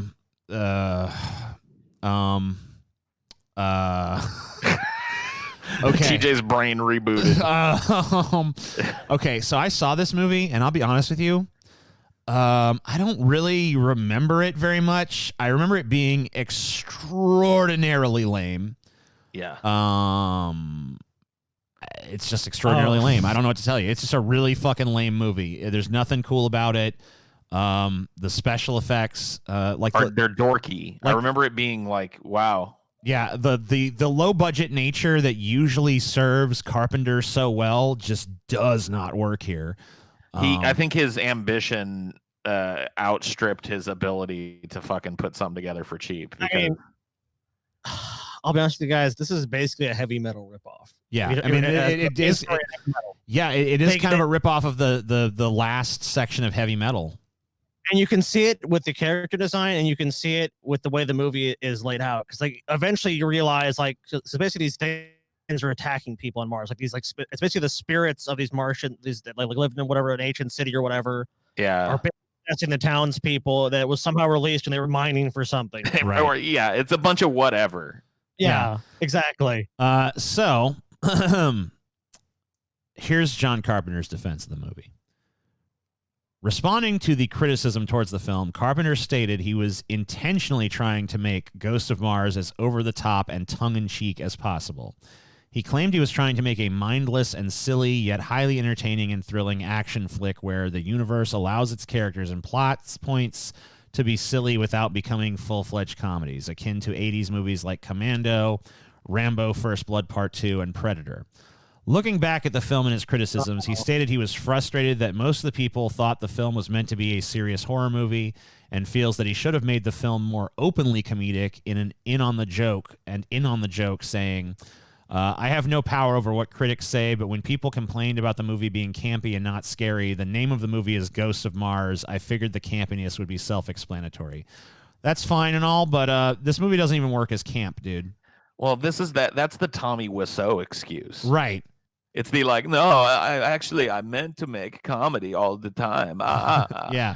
You know what I mean? Look, I get the going for camp thing, and I think it doesn't work. You've done that successfully in the past with movies like They Live and stuff, but this one it doesn't got that, bruh. No, it doesn't. And I don't think I really buy that excuse. I don't think he meant for it to be this like total slapstick, goofy fucking pie hitting somebody in the face comedy movie. You know what I mean? Now that he's trying to portray. Yeah, I kind of, I mean, like, you know, I think he just doesn't want to admit that this one just didn't work. You just telling me what you told me, that's deeply disappointing. Because this is like, look, movies like Commando, they're frenetically paced. It never takes itself at all fucking serious. Like this movie, when you sit down and watch it, they're serious in these scenes when they're explaining like in the flashbacks. Oh man, one horrible thing about this movie, I don't know if you guys remember, is a bunch of stupid fucking flashbacks and the stupid camera angle when like you be in the spirit cam, like, ooh, I'm about to go possess somebody's body. Like, yeah, it was never, there was never a point when I was watching that movie, and I watched it 3 or 4 times. It's a guilty pleasure of mine to sometimes watch this film. Not super often, but I occasionally will watch it. But the thing is, like, no, I always kind of just took it as like, this is a misfire. But I'm really kind of into like the Martian thing, especially someone that comes in like I played Doom so much growing up. I was kind of like, yeah, it's kind of like a little Doom thing, you know? Right. I'll make some, excuses for it. Okay. Well, I only watched it the once. It was too heartbreaking for me to watch again. It's not a guilty pleasure. I mean, for me. It wasn't I wasn't heartbroken by it at all. I was. I was never a dude that like worshipped either one of these directors. Maybe I should come out and say it at this point in the fucking production. I am a huge fan of John Carpenter, and I pretty much, I know, I guess I can't say I'm a super fan because I have not watched every movie he's ever done, but I really love John Carpenter. So it was kind of heartbreaking for me to see how bad this is, but it's not tongue in cheek. It's not, oh, well, I was intending. No, you weren't. This sucks. It's not. This is dog shit. I'm a fan of both of these dudes. Right. That being said, I would much rather watch Ghosts of Mars than Vampire in Brooklyn personally. Yeah. I think we all agree. So do we all agree that John Carpenter's low point is not as low as Vampire in Brooklyn? Yes. It's low, but it's not. It ain't that low. Come on, it's Vampire in Brooklyn. So that point, we have to give this to John Carpenter, which means I think that John Carpenter is officially our winner at this point. Yeah. But oh shit, he can't be beaten. Let us go ahead and do the final category, nonetheless, which is approach to filmmaking. So for this section, I have just a general sort of quote here. I pulled some stuff from a film kind of appreciation site called SoTheTheoryGoes.com. I don't know how respected that is or whatever, but I thought their breakdowns of the director's styles were pretty good. So here's the breakdown for Wes Craven from SoTheTheoryGoes.com. Wes Craven's general style of filmmaking is visually similar to a number of horror filmmakers. The conventional use of camera angles, editing to create scares, and using lighting to enhance a scene are all evident within his work. However, as mentioned before, his understanding of the genre and conventions have allowed him to use them to his advantage. This is most notable in his film series Scream, where he dictates to the audience the conventions of the genre, which had become familiar to the audience, and then used this as a way to drive the narrative, attempting to break each of these cliches. For example, Scream's Sydney loses her virginity, despite the fact that a friend had already noted that the #1 rule of horror movie survival, sex equals death. Yet this generic convention never comes to pass. This ability to identify the elements of horror that viewers expect allowed Craven to continuously make changes to the narrative expectations of the genre, and something that can be seen through the vast majority of his films. As noted, the actual filmmaking techniques are relatively generic, and even if used slightly differently to other horror films, Craven's visual style is not the most prominent. Therefore, it is within his storytelling and his use of characters and actions that help define his films. Wes Craven, like many considered an auteur, wrote many of his films, and therefore this acts as his personal stamp.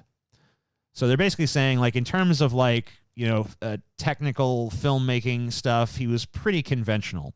But what makes his work stands out is his use of character, plot, action, how he actually, drew the behavior of his, characters and stuff like that. That was where he kind of put the stamp of his style on his work. If you watch an Akira Kurosawa film, if you've seen one, oh, okay. Like, you're like, okay, right, this makes sense. Right. So what they're saying is that Wes Craven, yeah, absolutely. Wes Craven kind of lacks a visual style, though, is basically what that kind of drives at. Like watching a Wes Anderson film, it's like, oh, okay, this is, who it is based on just the visual element. Right. Or Hitchcock. Or the Hitchcock, yeah. Or the he didn't really have that immediately recognizable visual style. He was more about the character development, is what I heard. Oh, yeah. And I think and I agree with that. Yeah, absolutely. So that's kind of Wes Craven's approach there. I think kind of summed up pretty well. Let's talk about the approach of John Carpenter. John Carpenter's direction is often fairly minimalist, a low-budget feeling often elevated by his own atmospheric theme music. This is perhaps best illustrated in the opening sequence to Halloween. The long, tense POV tracking shot becomes voyeuristic and disturbing when accompanied by Carpenter's masterful musical composition, and the final reveal that the violence was perpetrated by a little boy. Even the vast, chaotic, and expensive worlds of Big Trouble in Little China or Escape from New York have distinctly Carpenter-esque low-budget B-movies trying to burst free from their big-budget shackles. With a cult following and generations of filmmakers and composers inspired, John Carpenter's legacy as the master of horror is matched by his deft, multitasking approach to filmmaking, an economical narrative, and an affection for the atmosphere, heroes, and themes of Westerns at the heart of his stories. I think it's a pretty fair summation of Carpenter. So I guess at the end of the day, I mean, the question is just which of those approaches do you like better?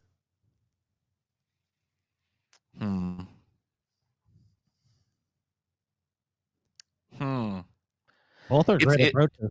It's hard for me because I don't really like, and this is not to undercut them, I just don't revere either of these dudes. Right. They're not dudes that I've already tipped my fucking hand, so I'm just gonna put it there. Right. And so that makes it hard for me. You know what I mean? Because I think that both of them had an approach to filmmaking that anybody could arguably say worked and was very successful. There's no way to deny that. I mean, like we're here because these guys are both great. I mean, right. And so we're looking down the barrel of approach to filmmaking. Which one was better? Well, I mean, I don't fucking know, dude. One of them created Freddy and one of them created Michael Myers. You know what I mean? One of them created, the fucking they both created iconic properties at different times in their fucking careers. Right. They both had enormous influence on the genre of horror as it developed into the 90s and early 2000s and shit. I mean, they were like both cited and revered and on the list with a very short few horror movie directors, Like Paul's, your dilemma sounds like this to me. Like you have two cute dogs. Like these are your dogs and you love them. But it's kind of saying like, which one do you love a little bit more? Like you gotta pick, like the world's ending, you can only pick one to save. It almost feels like that's that kind of position Paul's coming from. He's like, man, it's like if both of it, if it worked, it's kind of hard to then to quantify and say, well, if that worked, I mean, what? I guess you have to have some deeper standard, and I think on a personal level, I mean, to me, I agree. Uh-oh. I mean, and with John Carpenter, well, so you're cutting out a little.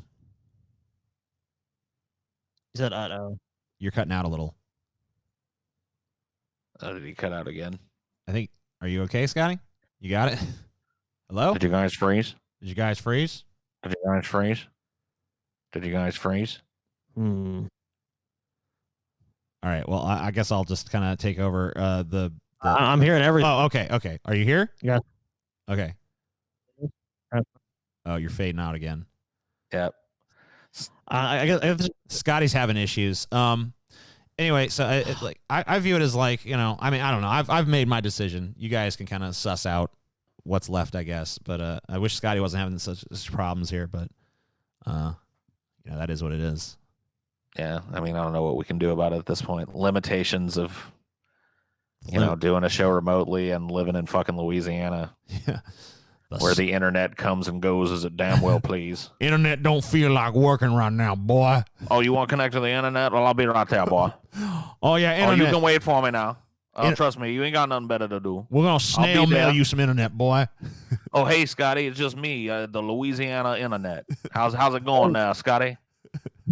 I'm here when you need me sometimes. You know what I mean? Not going too well right now. Louisiana internet. Can you kind of get back to doing your job? I know you got time to come. Oh man, I'll be down there eventually, Scotty. Don't you worry about it, Scotty. We'll get to you, boy.